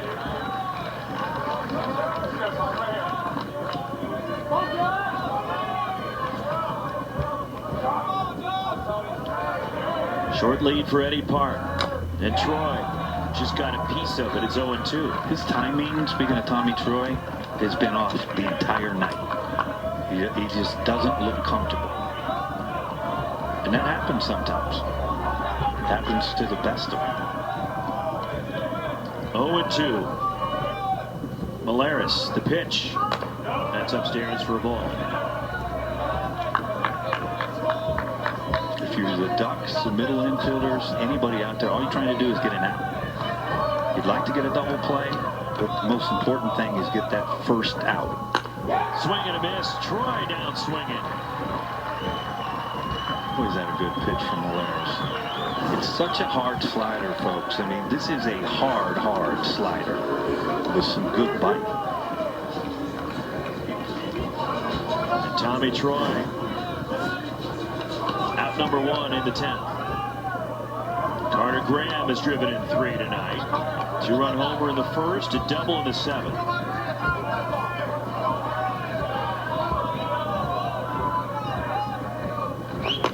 Strike 1.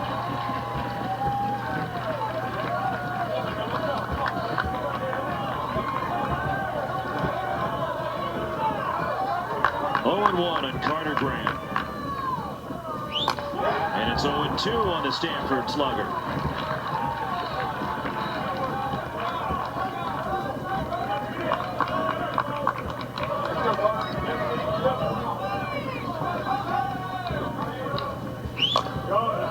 Well, you may remember, if you were with us, the last time Carter Graham came up against Malaris was first base open.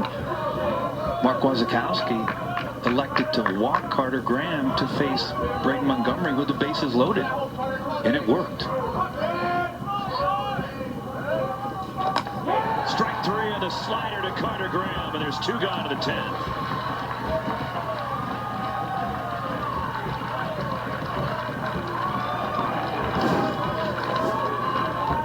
Watch this slider here. It's what you would call, Roxy. Go ahead, you said it. Your slider that's thrown up to here. Front door, what'd you call it? Front door slider. Breaking ball. That was right over the plate. Braden Montgomery, 1 for 5 with a run. And he was locked up by Malaris. Well, I think there's some history in this matchup because Mark Wasikowski, when he last at bat, like I said, he walked Graham to face Montgomery, and Montgomery did not look comfortable at all against Malaris. 0-2, another slider. Oregon 1 strike away for advancing to the semis.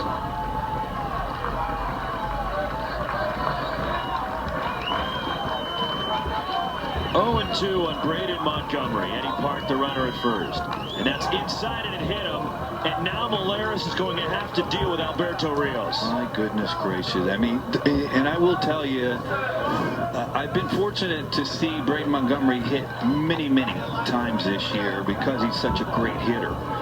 But this is the most uncomfortable I have seen him this year against any pitcher, is against Malaris. He was jerky, rushing, pulling out, and to your point, the worst thing that happened just happened, because this guy here, Rios,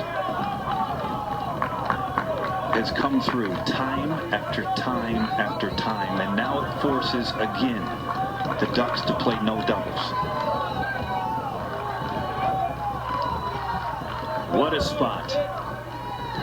And a slider from Malaris is ball 1, as Rios has not been retired tonight. The Pac-12 Player of the Year against one of the best closers in college baseball. Dare I say the best game in the world? Park is at second, Montgomery at first.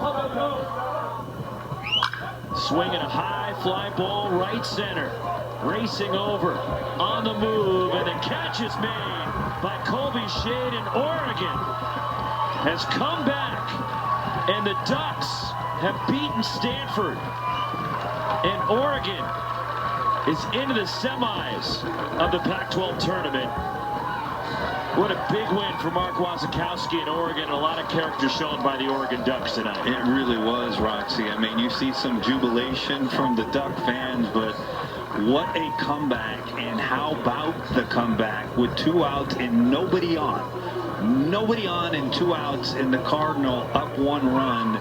Shade comes up and hits a double off the right field wall. A bad relay by the Cardinals allows Shade to go all the way across home plate to tie the game. And boy, and then Ceballos with the go-ahead run, and there's your fly out from the Pac-12 Player of the Year.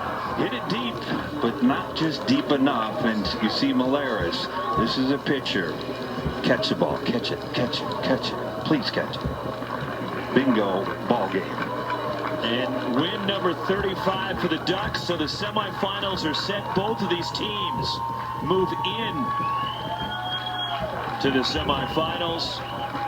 And with the Oregon win, that takes USC out of the equation to the semifinals. At 2:30, game one, Oregon and Washington. And the nightcap is Arizona and Stanford, with a championship coming up Saturday night on ESPN2. What a win for Oregon. Down 4-0 after one, 6-2 after two.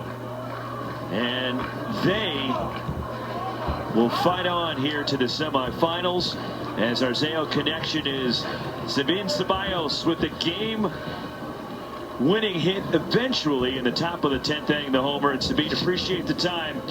What was that moment like for you there in the 10th inning? To be honest, sir, that was the best day in my life. That's the most emotional day in my life. I give everything I have. So yeah, I just get after the ball and just happened what happened, you know. Well, I tell you, it's super impressive what you did, because you get the 3-0 count, you get the fastball, but Panther, the pitcher for the Cardinal, he can rush it up there and about 94, 95, but it's where the location was up, and the fact that you were able to get the bat head up at that ball that high in the zone and hit it out of the yard, it's just tremendous. Thank you, sir. Thank you. For your team, Sabine, what did this mean? You got down early. It just seemed things weren't going your way. What did it show you about your ball club that the team was able to get this win? I mean, we're staying in the process. That's one of the biggest war in our team, like in our culture. It's a standard. Keep competing. Yeah, we get after that, and we never get up, and we're here for a win.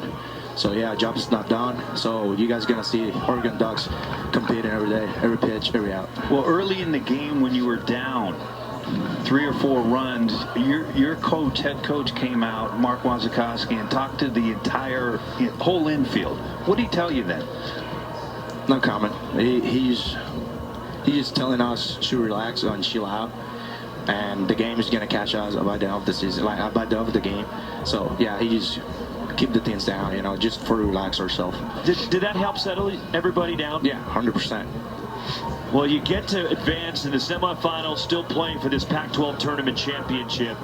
And your bullpen, Sabine, has been great all year, but especially in this tournament. What did you see from the guys coming out of the bullpen? As I say, they just competed. That's the word. They just come in hitter after hitter, and they just compete. They do the job they have to do, and I appreciate that for them. Well, a great job. Enjoy it. We'll see you here tomorrow. Congratulations. Thank you, sir. Thank you. Sabine Ceballos, his home run, lifting Oregon to the win. And the Ducks, they get to keep fighting. And it didn't seem like it was in the cards for Oregon tonight. It seemed like the Cards game, didn't it? And then just like that, with 2 outs and nobody on, Colby Shade comes up, hits the triple, an errant relay throw, and just like that, the Ducks tied it up, and they go on via Ceballos home run and tack on another, and it's ball game for the Ducks, and a big, huge win for the Ducks. And now, Roxy, I mean, dare we say, if they happen to win the championship, they might be in the hosting category. Probably in the conversation. Did they win these next 2 games? And they cooled off one of the hottest teams, if not the hottest team in college baseball. Stanford won 11 out of 12, 14 out of 16 coming into this one, but couldn't hang on to the lead, and Oregon comes back to stun the Cardinals. Semifinals are set. 2:30 and 7 o'clock tomorrow from Scottsdale Stadium. For Wes Clements, our producer David Feldman, director Dan Becker, our entire Pac-12 Network crew.